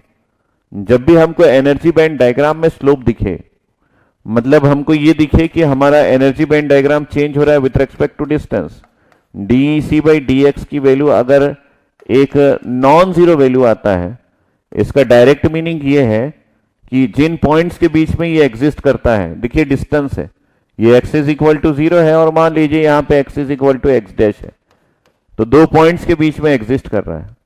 इस जगह की एनर्जी अलग है और इस जगह की एनर्जी अलग है। तो आप इसको दो डिफरेंस से भी लिख सकते हैं कि मान लीजिए एनर्जी हमारे पास EC1 है माइनस EC2 है। अगर वो लीनियरली चेंज हो रहा है तो इसको आप x1 माइनस x2 लिख सकते हैं। तो यहां की एनर्जी मान लीजिए आपके पास 5 इलेक्ट्रॉन वोल्ट है, यहां की एनर्जी मान लीजिए 2 इलेक्ट्रॉन वोल्ट है। तो आप यहां पे लिख सकते हैं this is 5 electron volt minus 2 electron volt. मान लीजिए इस पॉइंट का डिस्टेंस 0 है और इस पॉइंट का डिस्टेंस आपके पास 2 सेंटीमीटर है, तो आप यहां पे लिख सकते हैं 0 माइनस 2 सेंटीमीटर। तो इसका मतलब है यहां पे एक नेगेटिव स्लोप आ रहा है। तो ये जो स्लोप लिखा हुआ है, देखिए ये स्लोप की वैल्यू नेगेटिव है। ये एनर्जी वर्सेस डिस्टेंस लिखा हुआ है, देखिए ये नेगेटिव स्लोप है, ये दिया हुआ है क्वेश्चन में। तो इस नेगेटिव स्लोप का मीनिंग क्या है? नेगेटिव स्लोप का मीनिंग ये है कि यहां पे एक इलेक्ट्रिक फील्ड एग्जिस्ट करता है। तो यही इलेक्ट्रिक फील्ड है जो यहां पे एग्जिस्ट करता है। और इलेक्ट्रिक फील्ड का वैल्यू नेगेटिव आने का मतलब यह है कि इलेक्ट्रिक फील्ड का डायरेक्शन नेगेटिव एक्सिस की ओर है। ये नेगेटिव स्लोप का मतलब है इलेक्ट्रिक फील्ड जो है वो नेगेटिव एक्सिस की ओर है। तो यहां पे ये जो है ये इलेक्ट्रिक फील्ड का डायरेक्शन है, ये इलेक्ट्रिक फील्ड का डायरेक्शन है। अगर ये इलेक्ट्रिक फील्ड का डायरेक्शन है तो डेफिनेटली जो भी हमारा सेमीकंडक्टर है वो सेमीकंडक्टर में एक इलेक्ट्रिक फील्ड लगा हुआ है। अगर इलेक्ट्रिक फील्ड लगा हुआ है तो ये बताता है कि इस इलेक्ट्रिक फील्ड के कारण सेमीकंडक्टर में एक ड्रिफ्ट करंट फ्लो होगा।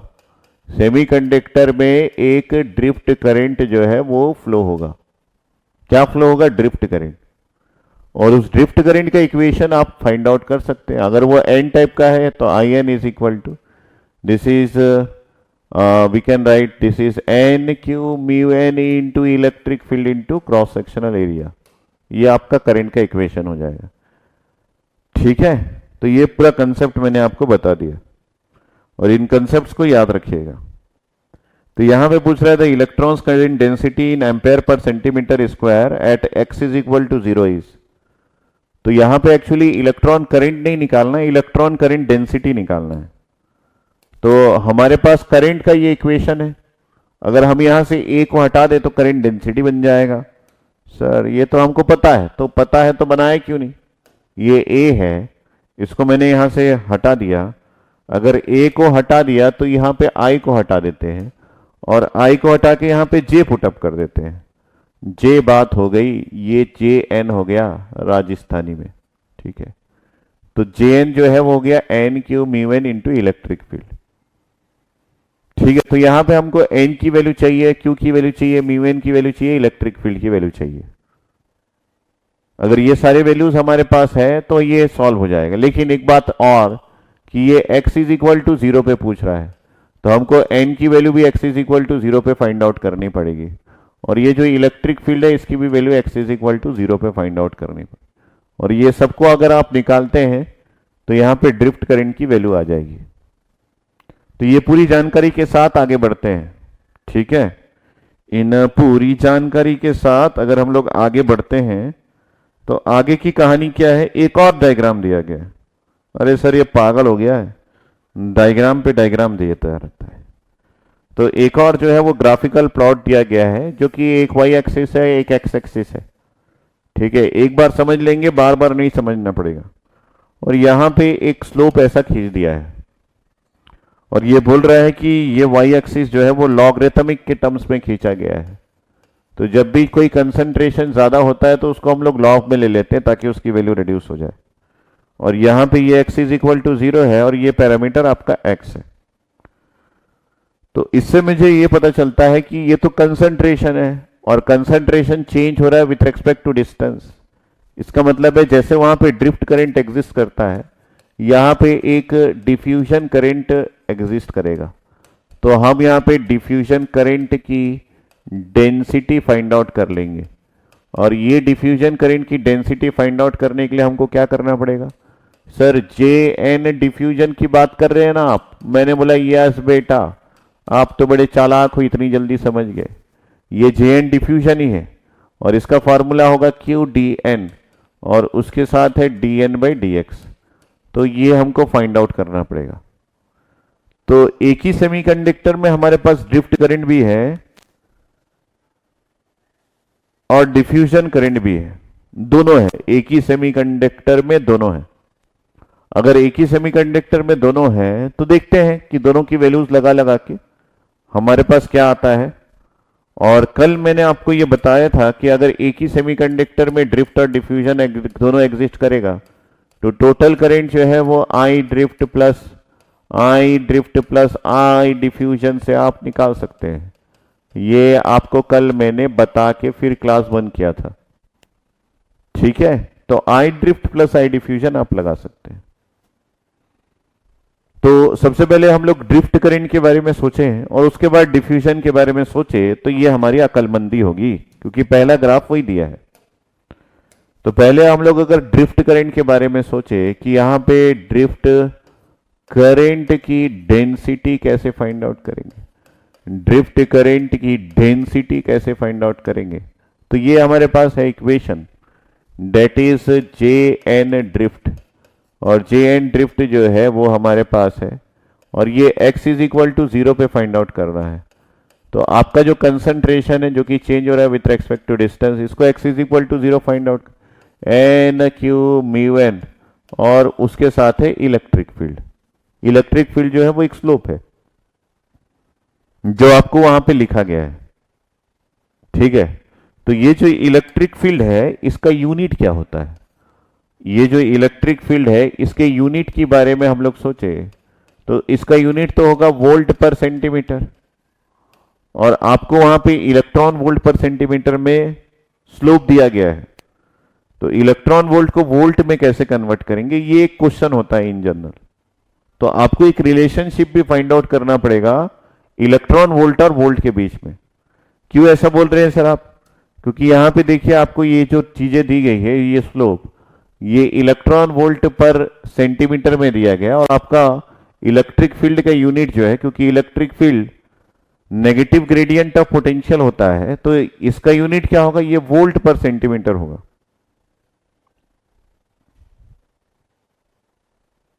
ठीक है, इसका यूनिट क्या होगा, इसका यूनिट जो है वो वोल्ट पर सेंटीमीटर होगा। तो एक रिलेशनशिप होता है जिसमें हम लोग इलेक्ट्रॉन वोल्ट पर सेंटीमीटर और वोल्ट पर सेंटीमीटर दोनों को समझ सकते हैं। ठीक है।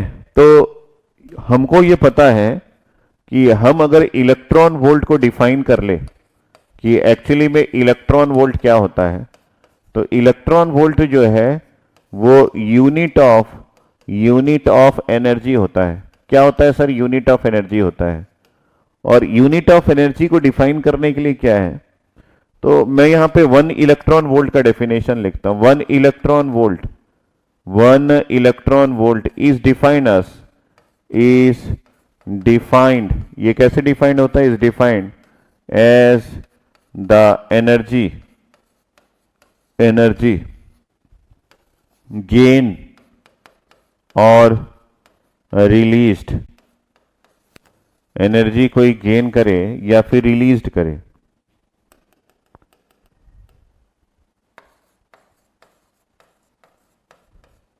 बाय एन इलेक्ट्रॉन, गेन करे और रिलीज करे बाय एन इलेक्ट्रॉन, किसी भी इलेक्ट्रॉन का, when it moves through a potential difference of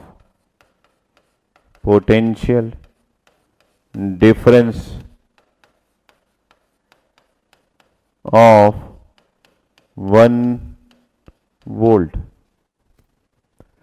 1 electron volt is defined as the energy gain or released by an electron when it moves through a potential difference of 1 volt. इस statement को पढ़िए और इस statement के according ना एक diagram draw कीजिए कि मान लीजिए मेरे पास दो कंडक्टिंग प्लेट्स है और इन दोनों कंडक्टिंग प्लेट्स के बीच में मैंने एक पोटेंशियल डिफरेंस लगा दिया। कैसे? एक बैटरी लगा दिया और इस बैटरी के बीच में मेरे पास एक पोटेंशियल डिफरेंस है। और ये कितना पोटेंशियल लगाया? मैंने इन दोनों के बीच में 1 वोल्ट का पोटेंशियल डिफरेंस लगा दिया। मतलब यहां का वैल्यू 1 वोल्ट है और मान लीजिए नेगेटिव का वैल्यू 0 है, तो इन दोनों के बीच में पोटेंशियल डिफरेंस 1 वोल्ट है। तो ये जो पोटेंशियल डिफरेंस मैंने लिखा, इसका मतलब है कि ये जो है ये 0 वोल्ट में है और ये मान लीजिए 1 वोल्ट में है, तभी इन दोनों के बीच का पोटेंशियल डिफरेंस 1 वोल्ट होगा। अगर मेरे पास एक इलेक्ट्रॉन है, ठीक है, इतना सारा कंसेप्ट इसी क्वेश्चन में नहीं है क्योंकि ये एक स्मार्ट कोर्स है, तो क्वेश्चन में अलग कंसेप्ट बताने की बजाय मैंने क्वेश्चन में ही सारे कंसेप्ट को डील करने का सोचा क्योंकि वी आर स्मार्ट। तो मान लीजिए कोई इलेक्ट्रॉन यहां पे बैठा है, इस इलेक्ट्रॉन को कितनी एनर्जी लगेगी यहां से यहां जाने में, 1 वोल्ट के डिफरेंस में जाने में। कोई इलेक्ट्रॉन अगर यहां बैठा है जहां पे इसका पोटेंशियल 0 है, तो इसको 1 वोल्ट में जाना है तो इसको कितनी एनर्जी की जरूरत पड़ेगी? जितनी भी एनर्जी इसको जरूरत पड़ेगी उस एनर्जी को हम लोगों ने 1 इलेक्ट्रॉन वोल्ट का नाम दिया है। तो उसी को आप पढ़िए, 1 electron volt is defined as the energy gain by an, released को अभी मत पढ़ना, gain by an electron when it moves through a potential difference of 1 volt. तो 1 वोल्ट के पोटेंशियल डिफरेंस को मूव करने के लिए किसी इलेक्ट्रॉन्स को कितनी एनर्जी जरूरत पड़ेगी, उस एनर्जी को हम लोगों ने 1 इलेक्ट्रॉन वोल्ट रखा है नाम। ठीक है, तो ये जो है ये 1 इलेक्ट्रॉन वोल्ट है और 1 इलेक्ट्रॉन वोल्ट को जूल्स में कन्वर्ट कर सकते हैं, जिसके बारे में आपको पता है। मान लीजिए कोई इलेक्ट्रॉन हायर पोटेंशियल पे बैठा है और उसको इधर आना है लोअर पोटेंशियल में, तो उसको कितनी एनर्जी की जरूरत पड़ेगी? सर अब एनर्जी की जरूरत नहीं पड़ेगी, वो एनर्जी रिलीज करेगा। इसलिए यहां पे लिखा है 1 electron volt is defined as, अब मैं गेन को नहीं पढ़ रहा हूं, मैं रिलीज को पढ़ रहा हूं। 1 electron volt is defined as the energy released by an electron when it moves through a potential difference of 1 volt. तो कोई इलेक्ट्रॉन 1 वोल्ट के पोटेंशियल में ऊपर की ओर चढ़ रहा है, क्लाइंब कर रहा है, या फिर नीचे की ओर आ रहा है, दोनों केस में उसकी जो एनर्जी वो लेगा या फिर एनर्जी जो देगा वो 1 इलेक्ट्रॉन वोल्ट होता है। ठीक है, अब अगर मान लीजिए इसी डिफरेंस को मैं 2 वोल्ट कर देता हूं, इसी डिफरेंस को 1 वोल्ट की बजाय सर आप 2 वोल्ट कर दें, तो कितनी एनर्जी हो जाएगी? सर यहां पे 2 इलेक्ट्रॉन वोल्ट हो जाएगी। अच्छा, यहां पे 2 इलेक्ट्रॉन वोल्ट हो जाएगी। अगर यही चीज जो है वो 3 वोल्ट हो जाएगा तो एनर्जी कितनी हो जाएगी? सर 3 इलेक्ट्रॉन वोल्ट हो जाएगी। अगर ये 4 वोल्ट हो जाएगा तो एनर्जी कितनी हो जाएगी सर? 4 इलेक्ट्रॉन वोल्ट हो जाएगी। सर इन दोनों को पढ़ के मेरे को एक चीज समझ में आ रहा है कि सर ये जो साइड है ये आपका वोल्टेज का है और ये जो साइड है ये आपका एनर्जी का है। तो एनर्जी और वोल्टेज ये दोनों में मैग्नीट्यूड सेम होता है, सिर्फ यूनिट का डिफरेंस होता है। मैग्नीट्यूड सेम होता है, सिर्फ यूनिट का डिफरेंस होता है। अच्छा, तो अगर मैं सर यहां पे 300 वोल्ट लिख दूं तो आप यहां पे एनर्जी में क्या बोलेंगे? भाई मैं बोल दूंगा 300 इलेक्ट्रॉन वोल्ट है एनर्जी।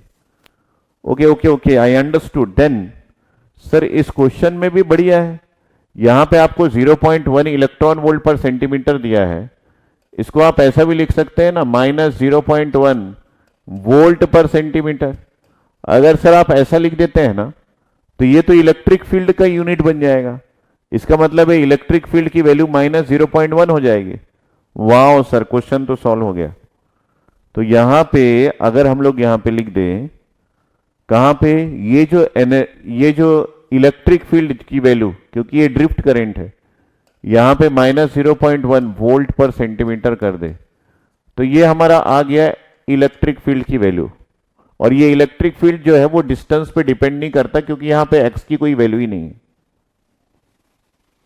बाकी हमारे पास म्यू एन की वैल्यू दी गई है, क्यू की वैल्यू दी गई है, एन एक्स की वैल्यू दी गई है कि नहीं दी गई है, ये क्वेश्चन में हम लोग देखते हैं।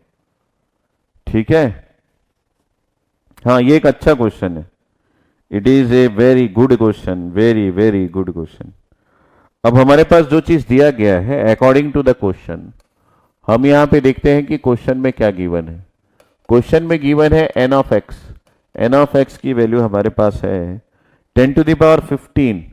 तो यहां पे ये है 10 टू द पावर 15, उसके साथ दिया गया है e to the power q alpha x, और क्या दिया गया है? Divided by k T. ओखेस ओखेस ओखेस। और यहां पे अल्फा जो है ये कांस्टेंट है, जिसकी वैल्यू है 0.1 और यूनिट है वोल्ट पर सेंटीमीटर। ठीक है, वो भी चल जाएगा। And x expressed in centimetre. और यहां पे और भी कुछ दिया गया है, दैट इज के टी अपन क्यू। कल हम लोग देखे थे ना, ये के T upon Q we T होता है। तो ये जो के टी अपन क्यू है ये रूम टेम्परेचर में 0.026 होता है, वही वैल्यू दी गई है, ये भी चला लेंगे। और क्या दिया गया है? डीएन की वैल्यू दी गई है। डीएन कितना है? 36 सेंटीमीटर स्क्वायर पर सेकेंड ये दिया गया है, वोल्ट तो हट गया है। और एक फॉर्मूला भी दे दिया गया आइंस्टाइन का, d n divided by mu n is equal to k T upon q, जो कि होता है वी टी, ये भी दिया गया है। तो यहां पे मोबिलिटी नहीं दिया गया है, क्योंकि ये सारी चीजें दी गई है कचरा, तो मोबिलिटी को हम लोग फाइंड आउट कर सकते हैं। ठीक है, तो हमारे जो फॉर्मूला में मोबिलिटी आ रहा है उसको हम लोग फाइंड आउट कर सकते हैं। कि मोबिलिटी को फाइंड आउट करने के लिए हम क्या करेंगे, ये इस तरफ चला गया तो ये dn इधर आ जाएगा, और ये इस तरफ चला गया तो dn डिवाइडेड बाई kt हो जाएगा, और ये q हो जाएगा। तो इसका मतलब है dn डिवाइडेड बाय, अगर हम लोग vt कर ले तो मोबिलिटी आ जाएगा। ओके, तो अगर हम लोग अब फाइनली उस ड्रिफ्ट करंट के इक्वेशन के बारे में सोचे, है ना, ये जो ड्रिफ्ट करंट का इक्वेशन है, इसमें हमको x इज इक्वल टू 0 पे फाइंड आउट करना है। एक्चुअली करंट नहीं, करंट डेंसिटी फाइंड आउट करनी। तो करंट नहीं फाइंड आउट करना है, actually current density find out करना है। तो यहां पे nx की वैल्यू दी गई है, लेकिन हमको nx से काम नहीं है, हमको nx इज इक्वल टू 0 से काम है। तो यहां पे अगर हम लोग 0 की वैल्यू पुटअप कर दे, x की वैल्यू को अगर हम लोग 0 पुटअप कर दे तो हमको बच जाएगा 10 टू द पावर 15 बस। तो यहां पे अगर मैं लिखूं कि n of x at x is equal to 0, तो ये सिर्फ और सिर्फ 10 टू द पावर 15 रह जाएगा, क्योंकि x का वैल्यू अगर हम लोग 0 लगाते हैं तो ये क्वांटिटी क्या हो जाएगी, e टू द पावर 0, और e टू द पावर 0 क्या हो जाएगी, 1। तो ये 10 टू द पावर 15 हो गया। और क्या है यहां पे n क्यू, यहां q भी आएगा, q की वैल्यू कितनी है 1.6 into 10 to the power of -19।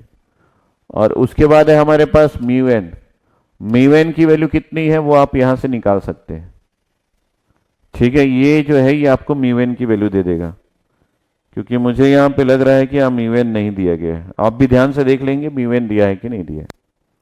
तो म्यू एन की वैल्यू अगर हमको निकालनी है तो हम यहाँ पे निकाल सकते हैं जो भी हमको डी एन की वैल्यू दी गई है और जो भी हमको वी टी की वैल्यू दी गई है, इसको अगर हम लोग डिवाइड कर दे तो आ जाएगा हमारा म्यू एन का वैल्यू। और उसके साथ है इलेक्ट्रिक फील्ड, तो इलेक्ट्रिक फील्ड तो हम लोगों ने अभी अभी देखा, ये है -0.1 और उसके साथ है वोल्ट पर सेंटीमीटर। तो यूनिट में नहीं लिखता, लेकिन ये वैल्यू हमको पता है। तो ये सारा कुछ मैंने लिख दिया और आपका ये कर्म बनता है कि आप मेरे को जे ड्रिफ्ट को फाइंड आउट करके दे दो at x is equal to 0।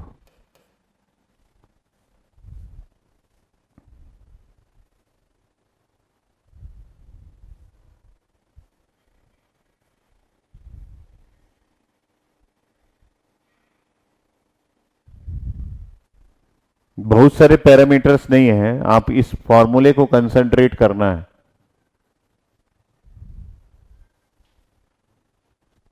एक ही तो पैरामीटर है ये अल्फा। यहां पे कंसंट्रेशन जो है वो एक्सपोनेंशियली इंक्रीज हो रहा है जैसे जैसे डिस्टेंस चेंज हो रहा है। अगर आप इस टाइप के क्वेश्चंस को डील नहीं कर पाओगे तो गेट में बड़ा प्रॉब्लम है। कोई लड्डू नहीं है गेट। सर हम सोचे लड्डू क्वेश्चन आते हैं तो लड्डू है, अरे भाई नहीं, ये भी लड्डू क्वेश्चन ही है, लेकिन क्योंकि आप इस तरीके के क्वेश्चन को पहली बार डील कर रहे हो तो आपको ये टफ लग सकता है। So 10 to the power 15 1.6 into 10 to the power of -19। D n की वैल्यू आपके पास है, वीटी की वैल्यू आपके पास है।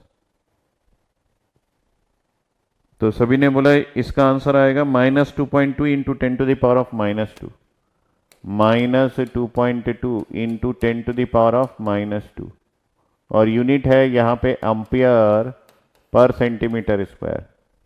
लेकिन ये इस क्वेश्चन का आंसर नहीं है ना, ये इस क्वेश्चन का आंसर नहीं है। क्यों नहीं है? क्योंकि यहां पे हमारे पास एक और ग्राफ है जिसमें डिफ्यूजन करंट की वैल्यू दी गई है। मैंने बोला ना इस क्वेश्चन का आंसर दो पैरामीटर से आएगा, डिफ्यूजन और ड्रिफ्ट। अभी सिर्फ और सिर्फ आपने ड्रिफ्ट फाइंड आउट किया है, अभी आपका आधा काम बचा हुआ है, आपको डिफ्यूजन भी फाइंड आउट करना है। ठीक है, तो अगर हम लोग डिफ्यूजन के बारे में सोचे तो यहां पे हम आई डिफ्यूजन की बात करते हैं। आई डिफ्यूजन, तो आई डिफ्यूजन जो हम लोग फाइंड आउट करेंगे उसका फॉर्मूला है that is Q D N और उसके साथ है d N by D x. और ये एन की वैल्यू चेंज हो रही है विथ रेस्पेक्ट टू डिस्टेंस, और अभी ये लीनियर नहीं है। लीनियर नहीं है तो आपको डिफ्रेंशिएट करना पड़ेगा। अगर ये लीनियर होता चेंज तो हम डिफरेंस ले लेते हैं, लेकिन ये अगर लीनियर नहीं है तो आपको यहां पे डिफ्रेंशिएट करके फाइंड आउट करना पड़ेगा। तो यहां पे dn बाई डी एक्स को सबसे पहले फाइंड आउट कर लेते हैं, फिर वहां पे लगा देंगे dn बाई डी एक्स, और जो x की वैल्यू है with respect to distance change हो रही है। तो यहां पे d बाई डी एक्स कर दिए, और ये जो n ऑफ x है इसको हम लोग पुटअप कर देते हैं। क्या है? n ऑफ x की वैल्यू आपके पास है 10 टू द पावर ऑफ 15 और e to the power of this is q alpha x divided by kt। ये आपका n ऑफ x की वैल्यू दी गई है। अब इसको मैं with respect to x differentiate करूं तो क्या आ जाएगा? अगर with respect to x differentiate करें तो 10 टू द पावर 15 तो वही होगा, और ये q alpha x divided by kt बाहर आ जाएगा, और ये e to the power of q alpha x divided by kt जिसका 10 हो जाएगा। ये आपका हो गया d n of x divided by D x का पैरामीटर जो आपको फाइंड आउट करने बोला है। लेकिन एक्चुअली में आपको ये पूरा निकालना नहीं है, एक्चुअली में आपको इसकी value x is equal to 0 पे निकालनी है, क्योंकि क्वेश्चन में ये दिया है कि आपको डिफ्यूजन करंट भी x इज इक्वल टू 0 पे फाइंड आउट करना है। तो अगर इसको x इज इक्वल टू 0 पे फाइंड आउट करना है तो हमारा फॉर्मूला हो जाएगा this is 10 to the power of 15, और x इज इक्वल टू 0 पे फाइंड आउट करना है। ठीक है, सॉरी यहाँ पे मैंने गलती से x लिख दिया। x इज इक्वल टू 0 पे फाइंड आउट करना है तो आपके पास आ जाएगा यहाँ पे q alpha divided by k T, और ये जो है ये 0 हो जाएगा तो यहाँ पे इसकी वैल्यू 1 हो जाएगी। सो मैं यहाँ पे लिख देता हूँ at x is equal to 0 this will be equal to 1, इसकी वैल्यू 1 हो जाएगी। ठीक है, किसकी वैल्यू? ये इस वाले पैरामीटर की वैल्यू। तो अल्टीमेटली आपको ये वाला वैल्यू मिल जाएगा। तो अगर ये मिल गया तो यहां पे हम लोग वैल्यूज लगा देते हैं। 10 टू द पावर 15 है, क्यू की वैल्यू आपके पास 1 पॉइंट, अच्छा क्यू की वैल्यू निकालने की जरूरत नहीं है क्योंकि आप के टी अपन क्यू का होल वैल्यू यहां पे लिख सकते हैं। तो के टी अपन क्यू की वैल्यू जो है वो आपको दी गई है 0.026, क्वेश्चन में ही दी गया है के टी अपन क्यू, और अल्फा की वैल्यू -0.1 आपको दिया गया है। अल्फा की वैल्यू भी -0.1 दिया गया है। इन सबको उठा के यहां पटक दो। कहां पटकना है सर? यहां पटको। क्यू की वैल्यू आपके पास 1.6 into 10 to the power of -19 है। डीएन की वैल्यू आपको दी गई है 36, तो यहां पे है ये 36, और इन सबको उठा के यहां पटके तो ये हो जाएगा 10 to the power 15 into -0.1 divided by यहां पे 0.026 हो गया। तो यहां पे कुछ ना कुछ आंसर आपको मिल जाएगा।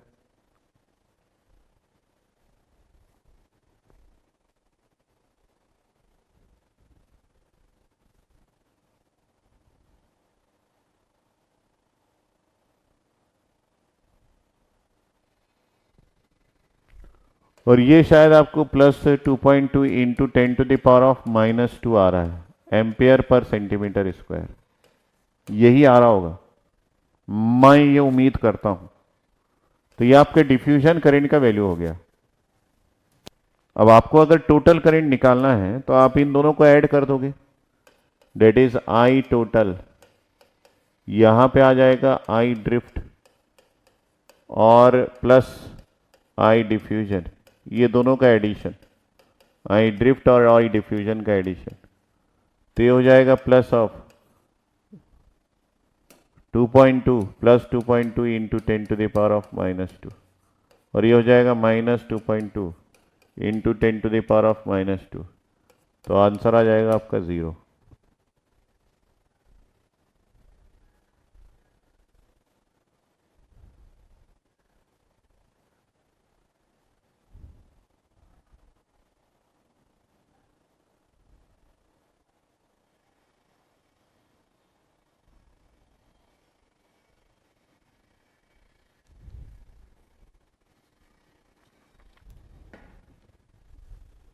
तो काफी सारे पैरामीटर्स इसमें हैं। तो आपको एक ब्रह्म वाक्य याद रखना है, जब भी आपको एनर्जी बैंड डायग्राम में कोई चेंज दिखे विथ रेस्पेक्ट टू डिस्टेंस तो आप समझ जाना कि वहां पे एक इलेक्ट्रिक फील्ड है। इस बात को कितने लोग याद रखते हैं? सभी को चैलेंज है, आपको लिखना पड़ेगा चैलेंज एक्सेप्टेड सर। भारत माता की जय। Challenge accepted.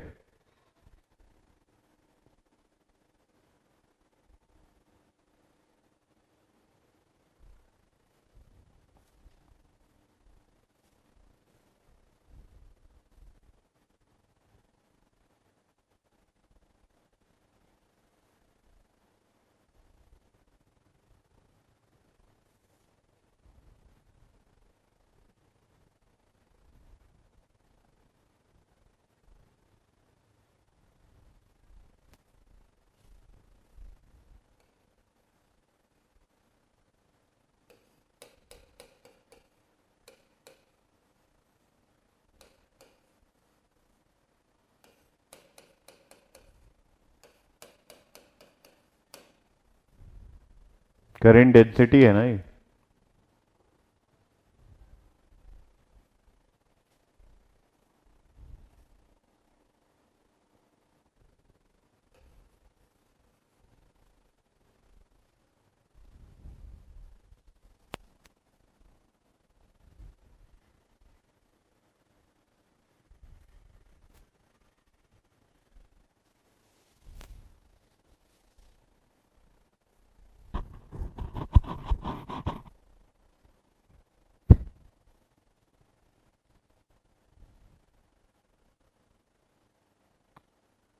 ठीक है, सभी लोगों ने नोट डाउन कर लिया?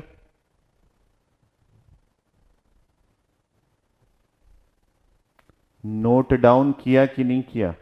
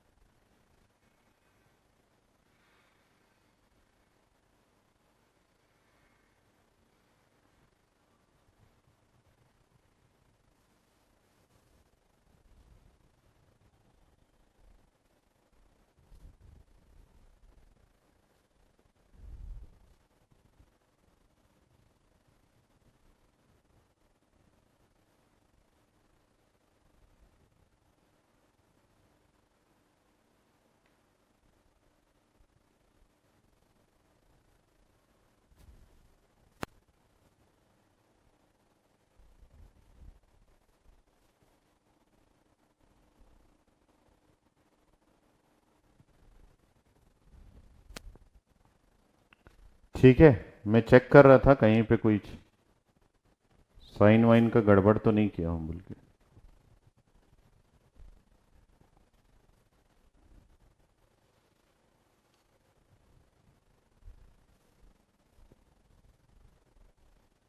ये एक गड़बड़ी है।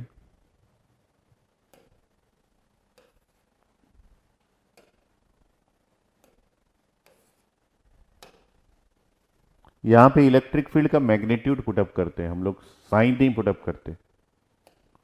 ठीक है, और यहां पे कंसंट्रेशन को विथ साइन पुटअप करते हैं। तो एक छोटा सा चेंज जो है वो ऑब्जर्व किया मैंने। ठीक है, तो आप इसको चेक कर लेंगे। इलेक्ट्रिक फील्ड के मैग्नीट्यूड को पुटअप करते हैं विदाउट साइन, तो ये आपका प्लस साइन के साथ आएगा और ये आपका नेगेटिव साइन के साथ आएगा। ठीक है, तो आई ड्रिफ्ट जो है वो प्लस साइन के साथ आएगा, ये नेगेटिव साइन के साथ।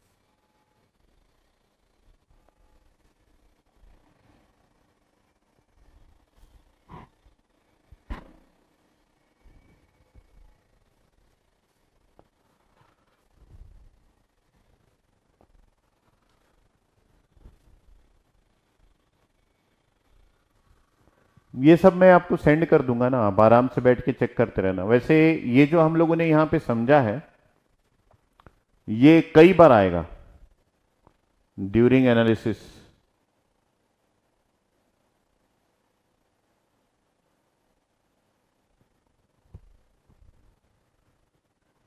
ये कई बार आएगा ये ड्यूरिंग एनालिसिस। देखिए ये जो इलेक्ट्रिक फील्ड है ये स्लोप होता है ना, और ये जो स्लोप है ये स्लोप नेगेटिव है, लेकिन मैग्नीट्यूड ऑफ इलेक्ट्रिक फील्ड जो है वो आपका 0.1 वोल्ट पर सेंटीमीटर है। तो यहां पे जो आप पुटअप करते हैं ये मैग्नीट्यूड पुटअप करते हैं, यहां पे आप magnitude of electric field put up करते हैं, that is equal to 0.1 volt per centimetre. अगर ऐसा पुटअप करेंगे तो आपका करंट डेंसिटी जो है वो पॉजिटिव आएगा। ठीक है, कभी भी इलेक्ट्रिक फील्ड को हम लोग यहाँ साइन के साथ पुटअप किए हैं क्या? आज तक नहीं। यहाँ पे इलेक्ट्रिक फील्ड कभी भी अपने डायरेक्शन के साथ पुटअप नहीं होता, यहाँ पे इलेक्ट्रिक फील्ड अपने मैग्नीट्यूड का पुटअप होता है। ठीक है, तो ये जो है और ये जो है ये आपका कंसंट्रेशन ग्रेडियंट है। ये कंसंट्रेशन ग्रेडियंट पॉजिटिव भी हो सकता है, नेगेटिव भी हो सकता है। तो ये हमेशा साइन के साथ पुटअप होता है। तो जो भी आपका साइन निकल के आ रहा होगा उससे ये डिसाइड होता है कि चार्ज करंट का डायरेक्शन क्या है। जैसे यहां पे ये बना हुआ है, आप ध्यान से देख लेंगे कि यहां पे कंसंट्रेशन ज्यादा है किसी एक लार्जर डिस्टेंस पे। तो यहां पे डिस्टेंस मान लीजिए x2 है।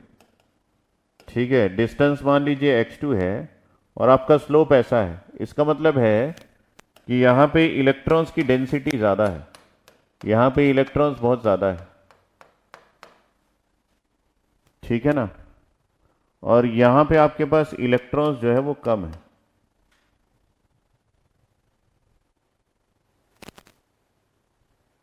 तो आपका इलेक्ट्रॉन्स का करंट का डायरेक्शन क्या हो जाएगा इसके अनुसार?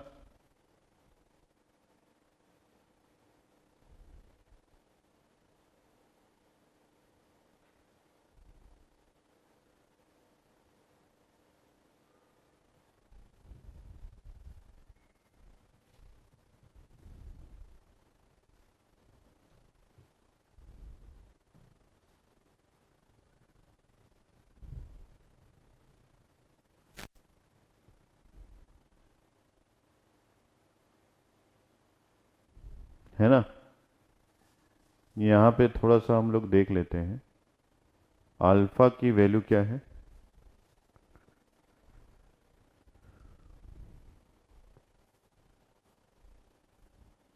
कुछ साइन का मैंने घपला किया है ये मुझे लग रहा है। अल्फा की वैल्यू जो है वो 0.1 है।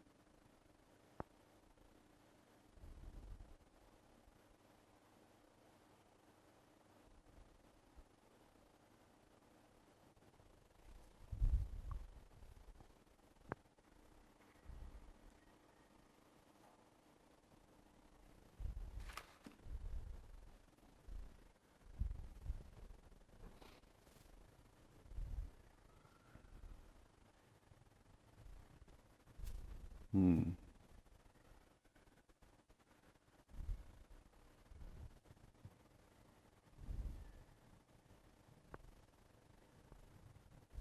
किसी को कहीं डाउट है तो वो पूछेगा यार, इसको बार बार सॉल्व करके हम लोग इसको कंफ्यूज कर दिए। ठीक है, इलेक्ट्रिक फील्ड का डायरेक्शन ऐसा है, नेगेटिव एक्स एक्सिस की ओर है, तो इलेक्ट्रिक फील्ड नेगेटिव है, ये सारा कुछ तय है। ठीक है। हम्म।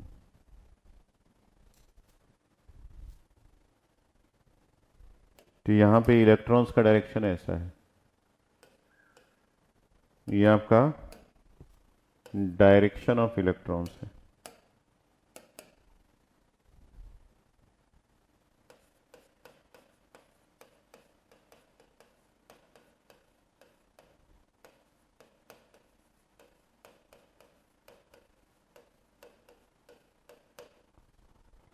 और करंट का डायरेक्शन आपका ऐसा है।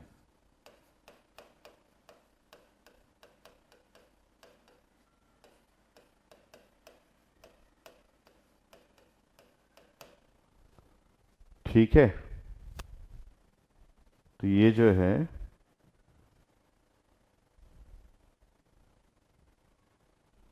दैट इज, ये नेगेटिव साइन क्यों पुटअप किया मैं यहाँ पे? This has to be removed.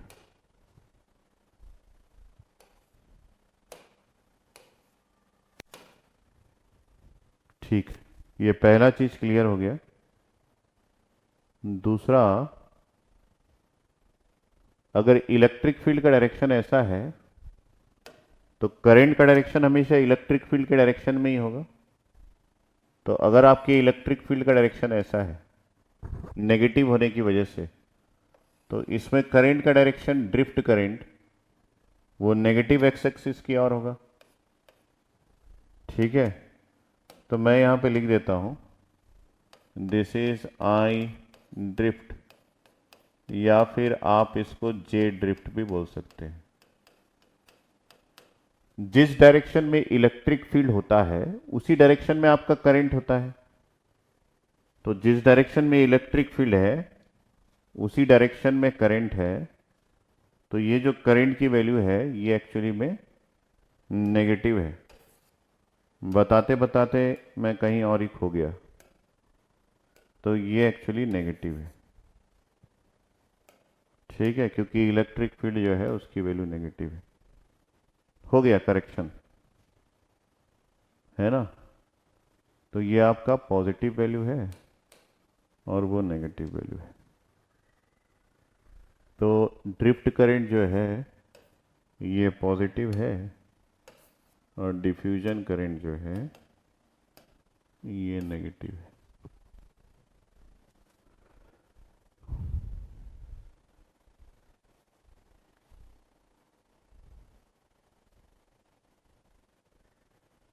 ठीक है, जिस डायरेक्शन में इलेक्ट्रॉन्स मूव होता है उसके बिल्कुल ऑपोजिट। मैंने दोनों में निकाल के दिखा। इसमें देखिए डायरेक्शन ऑफ इलेक्ट्रॉन्स मूवमेंट ऐसा है तो डायरेक्शन ऑफ करंट ऐसा है, तो ये डिफ्यूजन करंट आपका पॉजिटिव आएगा। ठीक है, डायरेक्शन ऑफ इलेक्ट्रिक फील्ड ऐसा है तो ड्रिफ्ट करंट ऐसा है, तो ड्रिफ्ट करंट आपका नेगेटिव आएगा।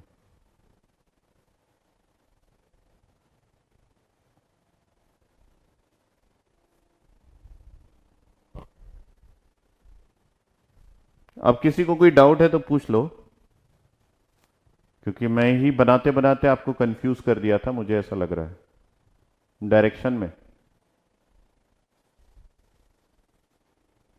किसी को कोई डाउट है तो आप पूछ सकते हो, क्योंकि मैंने साइन में कुछ चेंजेस कर दिया था, तो अगर आपको किसी को डाउट है तो पूछ सकते हो। तो राघवेंद्र प्रताप बोल रहा है सर एक बार इलेक्ट्रॉन वोल्ट की डेफिनेशन जो बताए हैं वो रिपीट कर दीजिए प्लीज एक्सप्लेनेशन। सर अल्फा का वैल्यू तो माइनस में दिया हुआ है। ठीक है, तो यहां पे एक बार देख लेता हूं मैं। अल्फा का वैल्यू मेरे इसमें तो क्वेश्चन में प्लस में दिया गया है, तो पहला डाउट ये है कि अल्फा जो है वो मेरे इसमें पॉजिटिव दिया गया है 0.1, साइन कुछ भी नहीं दिया गया है वोल्ट पर सेंटीमीटर, तो अल्फा मेरे में पॉजिटिव में दिया गया, आपके में नेगेटिव में दिया गया है क्या, एक बार देख लीजिए।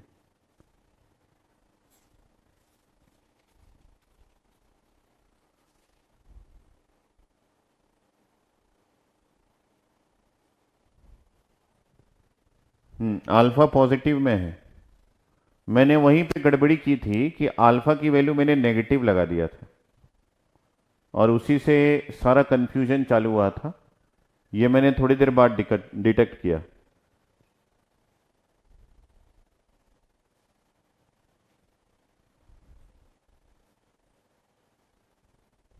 ठीक है, तो एक लास्ट रिव्यू ले लेते हैं इस क्वेश्चन का।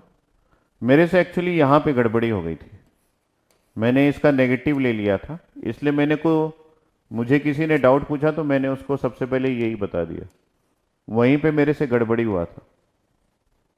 एक ही गड़बड़ी किया था कि अल्फा की वैल्यू मैंने नेगेटिव ले लिया था, जिसकी वजह से पूरा धमाल मचा है।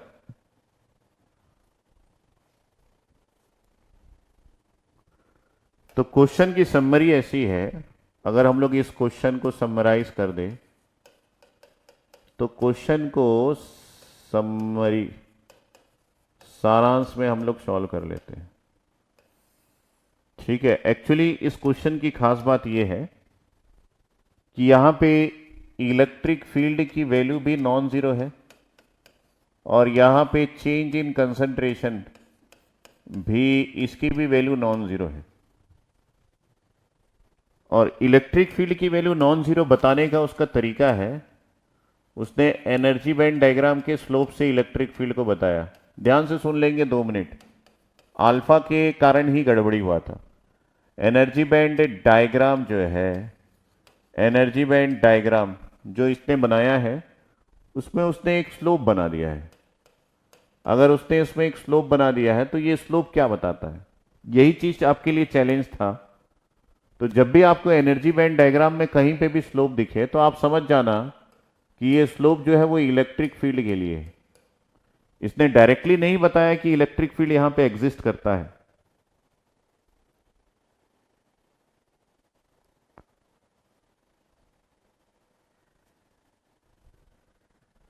ठीक है, इसने डायरेक्टली नहीं बताया कि यहां पे इलेक्ट्रिक फील्ड एग्जिस्ट करता है, इसने स्लोप के थ्रू बताने की कोशिश की।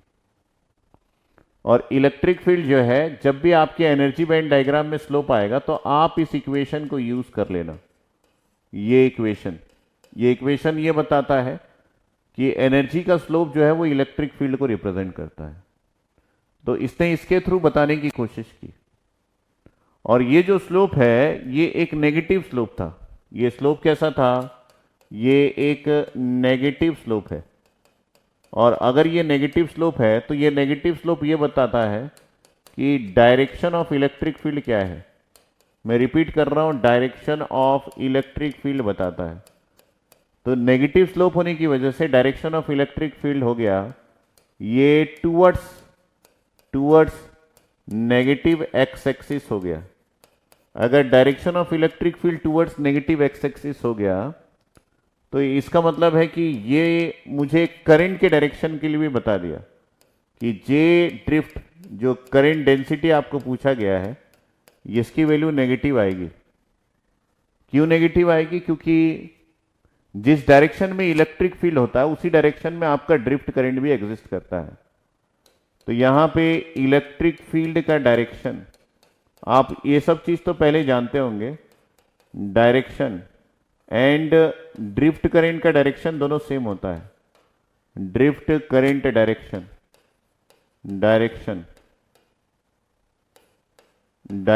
Are in same direction, are same. तो इतना मुझे काफी था बताने के लिए कि मेरा जे ड्रिफ्ट जो है वो नेगेटिव आएगा।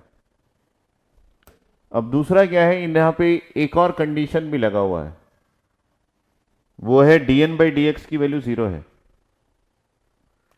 अगर dn बाई डी एक्स की वैल्यू 0 है तो इससे मुझे क्या पता चलता है, sorry, dn by D x की वैल्यू, यहां पे कंसंट्रेशन ग्रेडियंट एग्जिस्ट करता है ना, तो ये नॉन जीरो है। तो ये क्या है? ये आपका एक नॉन यूनिफॉर्मली डोप्ड सेमीकंडक्टर है, नॉन जीरो है। इलेक्ट्रिक फील्ड की वैल्यू नॉन जीरो है, दोनों नॉन जीरो है। इलेक्ट्रिक फील्ड भी एग्जिस्ट करता है, इलेक्ट्रिक फील्ड भी एग्जिस्ट करता है और कंसंट्रेशन ग्रेडियंट भी एग्जिस्ट करता है। तो इलेक्ट्रिक फील्ड की वैल्यू नॉन जीरो से हमको ड्रिफ्ट करंट डेंसिटी नहीं मिल गया, और कंसंट्रेशन ग्रेडियंट की वैल्यू नॉन जीरो से हमको एक डिफ्यूजन करंट डेंसिटी मिलेगा। तो यहां पे जब हम लोग डिफ्यूजन करंट डेंसिटी की बात करें,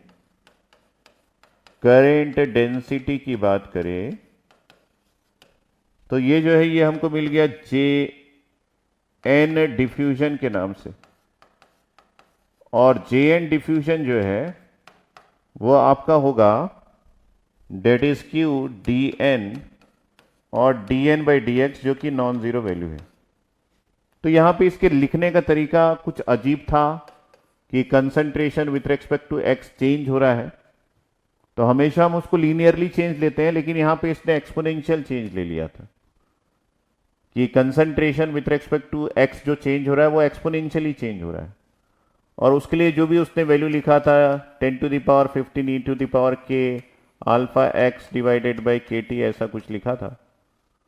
तो इससे हमको ये पता चल रहा है कि ये लीनियरली नहीं एक्सपोनेंशियली चेंज हो रहा है। तो जब हम लोग इसके चेंज को एनालाइज करने का शुरू किए तो हमारे पास उसके रेस्पेक्ट में जो भी वैल्यू आया वो हम लोगों ने यूज कर लिया। लेकिन बहुत इंपॉर्टेंट यहां पे ये है कि ये कंसंट्रेशन किस तरफ ज्यादा है और किस तरफ कम है। तो ये कंसंट्रेशन जो था वो एक्चुअली इस तरफ, जहां पे आपका डिस्टेंस ज्यादा था वहां पे कंसंट्रेशन की वैल्यू ज्यादा थी, तो ये जो है यहां पे एन डी प्लस प्लस था।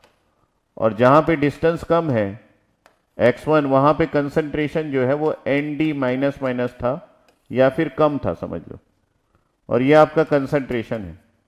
तो डेफिनेटली इलेक्ट्रॉन्स का डायरेक्शन ऑफ मूवमेंट क्या हो जाएगा सर? इस डायरेक्शन में। तो जिस डायरेक्शन में इलेक्ट्रॉन्स जाता है उसके बिल्कुल ऑपोजिट डायरेक्शन में आपका करंट आता है। तो जे डिफ्यूजन जो है वो इस डायरेक्शन में हो गया। तो जे डिफ्यूजन का वैल्यू क्या हो गया? जैसे जे ड्रिफ्ट नेगेटिव हो गया, जे डिफ्यूजन जो है वो पॉजिटिव हो गया। तो ये नेगेटिव और ये पॉजिटिव, इन दोनों की वजह से आपका करंट का, अगर दोनों का मैग्नीट्यूड सेम आया है तो करंट का मैग्नीट्यूड 0 हो गया। अब इस क्वेश्चन को ना बहुत डीप में एनालिसिस भी किया जा सकता है। इस क्वेश्चन को बहुत डीप में एनालिसिस भी किया जा सकता है। मेरी बात ध्यान से सुनो। मान लीजिए मेरे पास एक सेमीकंडक्टर है, डायोड में यही होता है एक्चुअली। इस क्वेश्चन को हम ज्यादा टफ में नहीं ले रहे हैं, क्योंकि जो ईडीसी को जानता है वो इस क्वेश्चन को जल्दी से बनाएगा, और मैं जल्दी से बनाने के चक्कर में अल्फा की वैल्यू को नेगेटिव ले लिया, वहीं पे मेरे साथ प्रॉब्लम हो गई। तो मेरे पास ये मान लीजिए एक फिगर है। तो ये क्वेश्चन टफ नहीं है किसी भी एंगल से, और ना ये क्वेश्चन लेंदी है। कुछ आइडिया आपके पास होना चाहिए और वहां से आप ये क्वेश्चन को सॉल्व कर सकते हैं।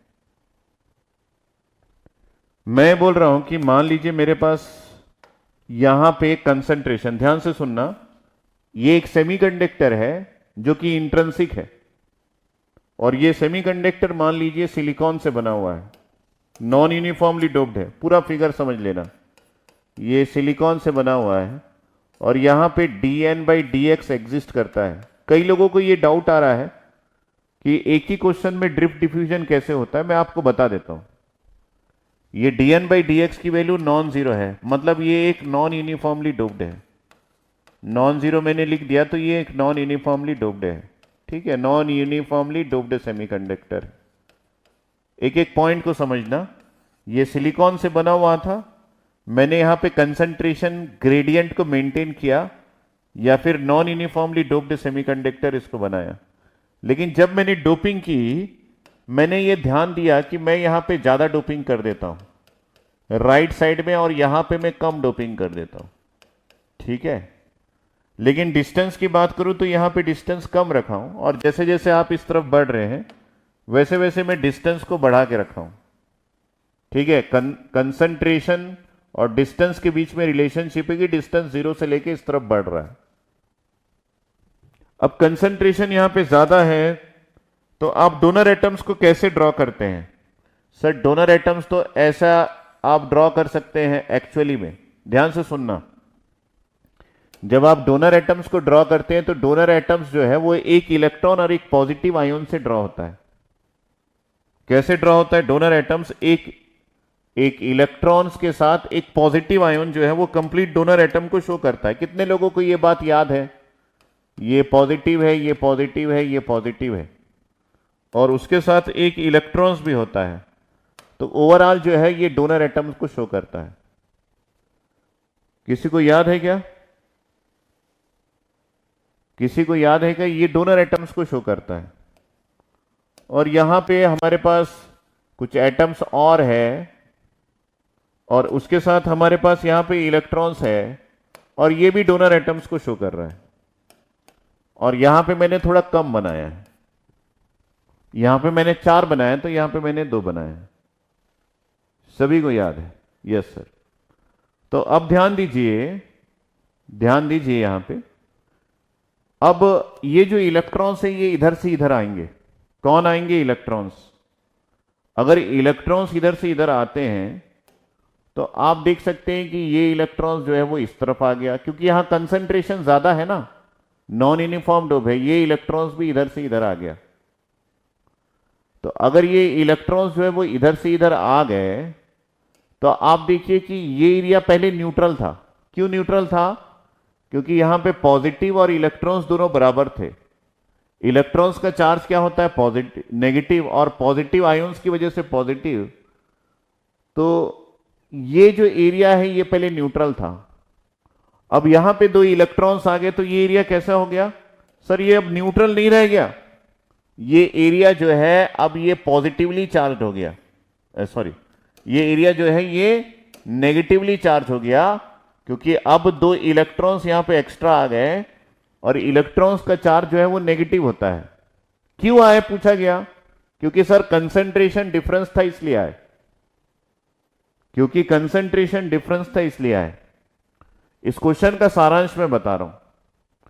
अब इस तरफ क्या हो गया सर? इस तरफ जो है पहले न्यूट्रल था जब ये इलेक्ट्रॉन्स इधर थे, क्योंकि 4 आपके पास इलेक्ट्रॉन्स थे, 4 आयंस थे, नेगेटिव पॉजिटिव दोनों बराबर था, ये एरिया न्यूट्रल था। लेकिन अब कैसे हो गया? सर ये एरिया जो है वो पॉजिटिव चार्ज हो गया। तो यहां पे पॉजिटिव आ गया, यहां नेगेटिव आ गया। आपने स्टार्ट कहां से किया था? आपने कंसंट्रेशन डिफरेंस से स्टार्ट किया था, और कंसंट्रेशन डिफरेंस की वजह से चार्ज का मूवमेंट होता है एक ही डायरेक्शन में। अरे x इज इक्वल टू 0 क्यों ना लूं? ये तो मेरा मर्जी ना, यहां पे कम डिस्टेंस है, यहां पे ज्यादा डिस्टेंस है। ये अजीब क्वेश्चन पूछते हैं। अच्छा चीज समझा रहा हूं तो आपका अजीब क्वेश्चन आता है। डिस्टेंस कैसे चालू होता है भाई? डिस्टेंस जो है वो 0 से चालू होगा और ये बढ़ता है। कौन पूछा है ये? रहमान अंसरी। ये क्या क्वेश्चन है? x इज इक्वल टू 0 क्यों लिए? तुम जब डिस्टेंस चालू करते हो तो कैसे चालू करते हो?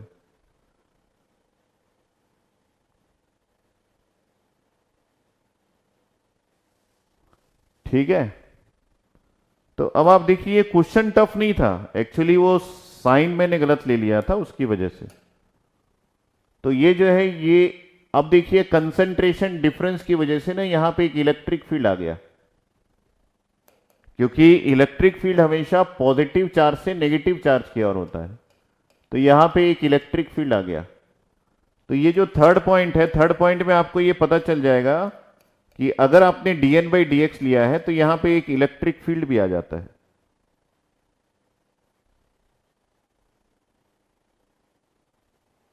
हाँ, तो यहां पे एक इलेक्ट्रिक फील्ड भी आ गया, और ये जो इलेक्ट्रिक फील्ड है इसकी वैल्यू नॉन जीरो हो गई। तो यहां पे आप देखिए, मैंने वही बोला कि इलेक्ट्रिक फील्ड की वैल्यू नॉन जीरो है, dN/dx की वैल्यू नॉन जीरो है। एक्चुअली में जब ये डिवाइस बनाया गया तो यहां पे कंसंट्रेशन का डिफरेंस लिया गया। यहां पे कंसंट्रेशन ज्यादा था, यहां कम था। आप इस क्वेश्चन में भी देखेंगे, आपको जो ग्राफ दिया गया है कंसंट्रेशन का, वो यहां पे ज्यादा है और यहां पे कम है, जिसका आपके पास log n ऑफ x है और ये है आपके पास x। और जब इलेक्ट्रिक फील्ड का ग्राफ दिया है तो इलेक्ट्रिक फील्ड का ग्राफ में इलेक्ट्रिक फील्ड की वैल्यू नेगेटिव दी गई है। ठीक है, तो अपने आप एक electric field non zero value आ गया। अब इन दोनों को मिलाया गया और इसी का मैग्नीट्यूड फाइंड आउट किया गया, तो यहां पे आपका करंट का वैल्यू जो है वो जीरो आ गया, डिफ्यूजन करंट, जो इस क्वेश्चन के अकॉर्डिंग था। तो ये मेरे लिए टफ क्वेश्चन नहीं था, और कोई भी ईडीसी जानता है उसके लिए टफ क्वेश्चन नहीं था, क्योंकि उसको आइडिया है इन सब चीजों का। यहां पे फिसलना क्या हो गया कि एक चीज मैंने नेगेटिव ले लिया बस, वरना ये क्वेश्चन कोई टफ क्वेश्चन नहीं है।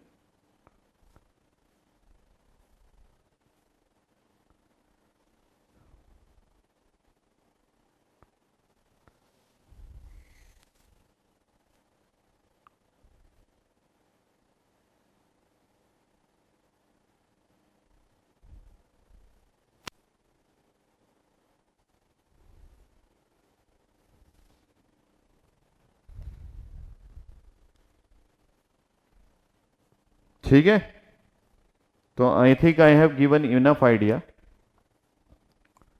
तो मैंने इस क्वेश्चन का अच्छा खासा आइडिया आपको दे दिया है। अब शायद ही किसी को डाउट आए ये पैटर्न जानने के बाद। ठीक है, अभी भी कोई डाउट है तो आप पूछ सकते हो, क्योंकि मैं इस क्वेश्चन में साइन में थोड़ा सा गड़बड़ी किया था, तो मैं रेडी हूं आपके किसी भी क्वेश्चन को झेलने के लिए, क्योंकि मेरे को ये क्वेश्चन दिखता है तो मुझे कोई परेशानी नहीं है। मैंने आपको दो तरीके से एक्सप्लेन कर दिया, ताकि आपको ये ना लगे कि भाई मतलब सर से भी ये क्वेश्चन नहीं बना होगा। मेरे को इस क्वेश्चन का डीप इनसाइड का आइडिया है एक्चुअली में, कि ये क्वेश्चन बनाया कौन होगा, उसकी सोच क्या है। उसकी सोच ये है जिसकी वजह से ये क्वेश्चन को बनाया गया है।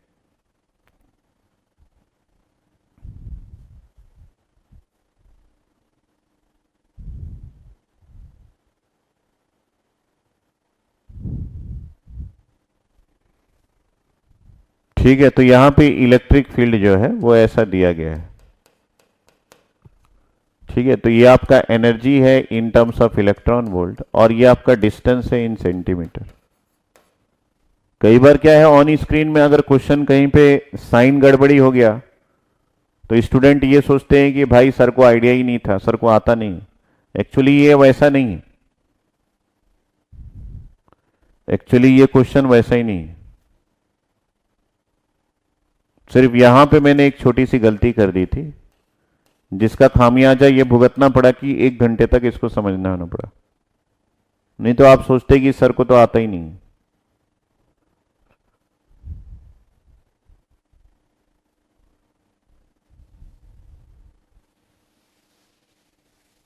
इस क्वेश्चन में इलेक्ट्रिक फील्ड का डायरेक्शन तो बता रहा हूं ना, नेगेटिव एक्स एक्सिस की ओर है। कुछ लोग बार बार एक ही चीज पूछते रहते हैं। कुछ भांग वांग खा के आते हो क्या आप लोग? जो चीज मैं सबसे टॉप पे बताता हूं उसको फिर पूछते हैं, जो चीज मैं यहां पे लिख देता हूं उसको फिर पूछते हैं।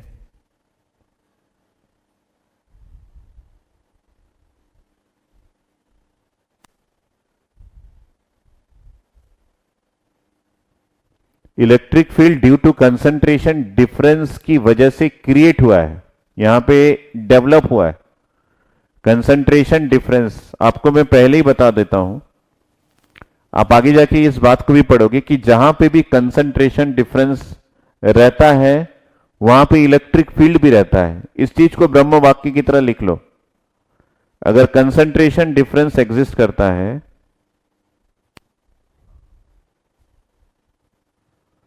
ठीक है, अगर कंसंट्रेशन डिफरेंस एग्जिस्ट करता है तो वहां पे इलेक्ट्रिक फील्ड एग्जिस्ट करेगा ही करेगा। ये आगे जाके आपको और पता चलेगा जब आप डायोड को पढ़ोगे तो इसलिए अगर यहां पे कंसंट्रेशन डिफरेंस है तो इलेक्ट्रॉन्स मूव करेगा ही करेगा।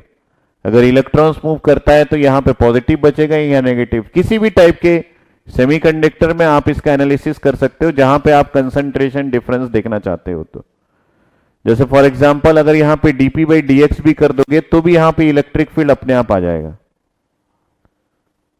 और यही जो है ये बेसिक कंसेप्ट है डायोड का, ठीक है। तो अब एक बार अगर आप जय हिंद जय भारत कर दे तो मैं आगे बढ़ सकता हूं, वरना इसके लिए और भी एग्जाम्पल दे सकते हैं। ये अल्टीमेटली एंड होगा कहां पे पता है? ये अल्टीमेटली एंड होगा डायोड के इक्वेशन से, इक्वेशन में जाके, ठीक है।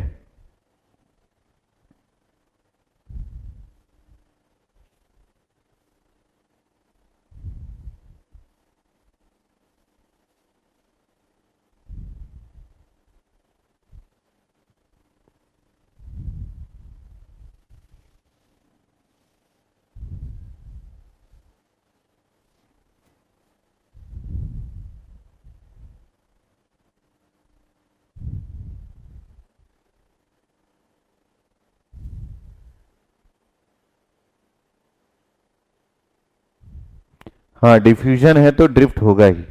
आपको यहां पे बहुत कुछ आगे पता चलेगा, आपको पता नहीं है बोल के ये नया बात लग रहा है। डायोड में बेसिकली यही कंसेप्ट लगता है, ठीक है। तो अगर कोई कुछ पूछ रहा है तो मैं उसको बता रहा हूं, अगर नहीं पूछ रहा है तो नहीं। जल्दबाजी में एक नेगेटिव साइन मैंने यहां पे लगा दिया था, उसी की वजह से हर जाना अभी तक भुगत रहा हूं मैं, वरना इतना टेंशन नहीं होता इस क्वेश्चन में। जल्दबाजी में मैंने एक साइन चेंज कर दिया। Mohammad Rehan Ansari at x is equal to diffusion current q खी और वी को निकाल सकता है ना? क्या फंस गए हो आप? X is equal to 0, x is equal to 0 पे इसलिए पूछा है क्योंकि वो क्वेश्चन को इजी करना चाहता था, है ना, ताकि आपके पास जो भी कोई इक्वेशन आए वहां पे एक्स इज इक्वल टू 0 लगाओ और आपका क्वेश्चन सॉल्व हो जाए। तो आपको जो भी वैल्यूज पूछा है वो value x is equal to 0 पे निकाल लो। ये क्वेश्चन को इजी करने का तरीका था, ठीक है। तो मेरे हिसाब से जो चुटुर पुटुर डाउट है वो आप लोग का जो बेसिक है वो क्लियर नहीं होने की वजह से है, वरना इस क्वेश्चन में कोई भी अच्छी बात नहीं है कि बहुत ज्यादा और टाइम वेस्ट किया जाए। तो अब हम लोग हमारे आज की जिंदगी का मेन बात पे आते हैं कि भाई ये फर्मी कौन है और इन्होंने फर्मी लेवल क्यों बनाया। तो ये फर्मी के बारे में हम लोग सोचते हैं। ठीक है,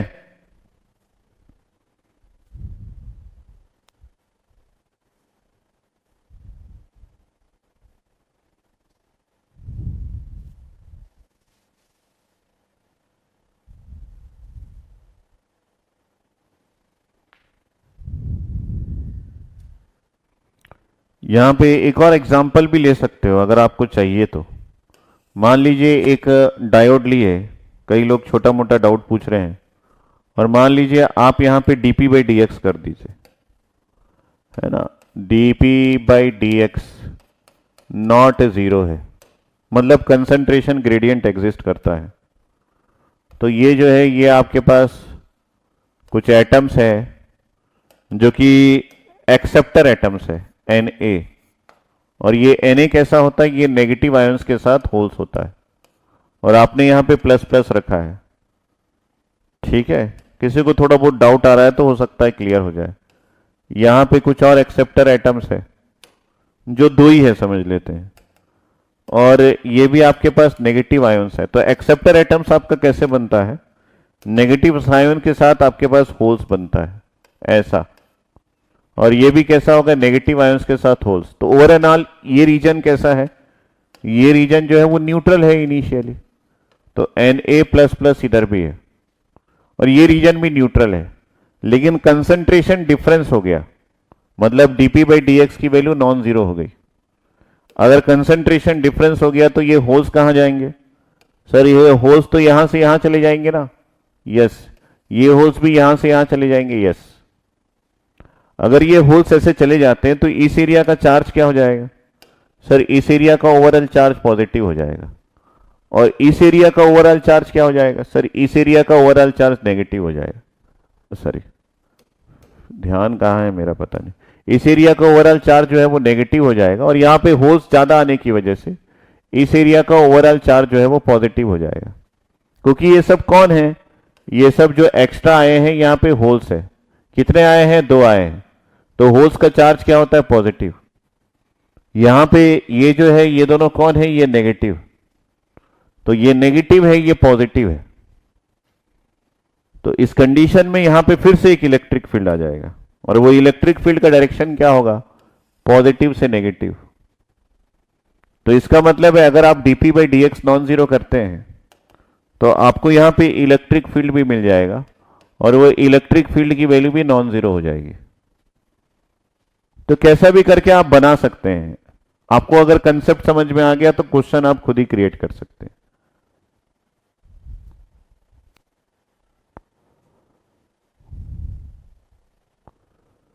कैसा भी करके आप बता सकते हैं। ठीक है, तो सर अगर मैं होल्स को इस तरफ ज्यादा कर दूं तो इस तरफ कम कर दूं तो आपका इलेक्ट्रिक फील्ड का डायरेक्शन बदल जाएगा, आपकी इलेक्ट्रिक फील्ड का डायरेक्शन बदल जाएगा। तो यहां पे कंसंट्रेशन डिफरेंस है तो इलेक्ट्रिक फील्ड भी नॉन जीरो है।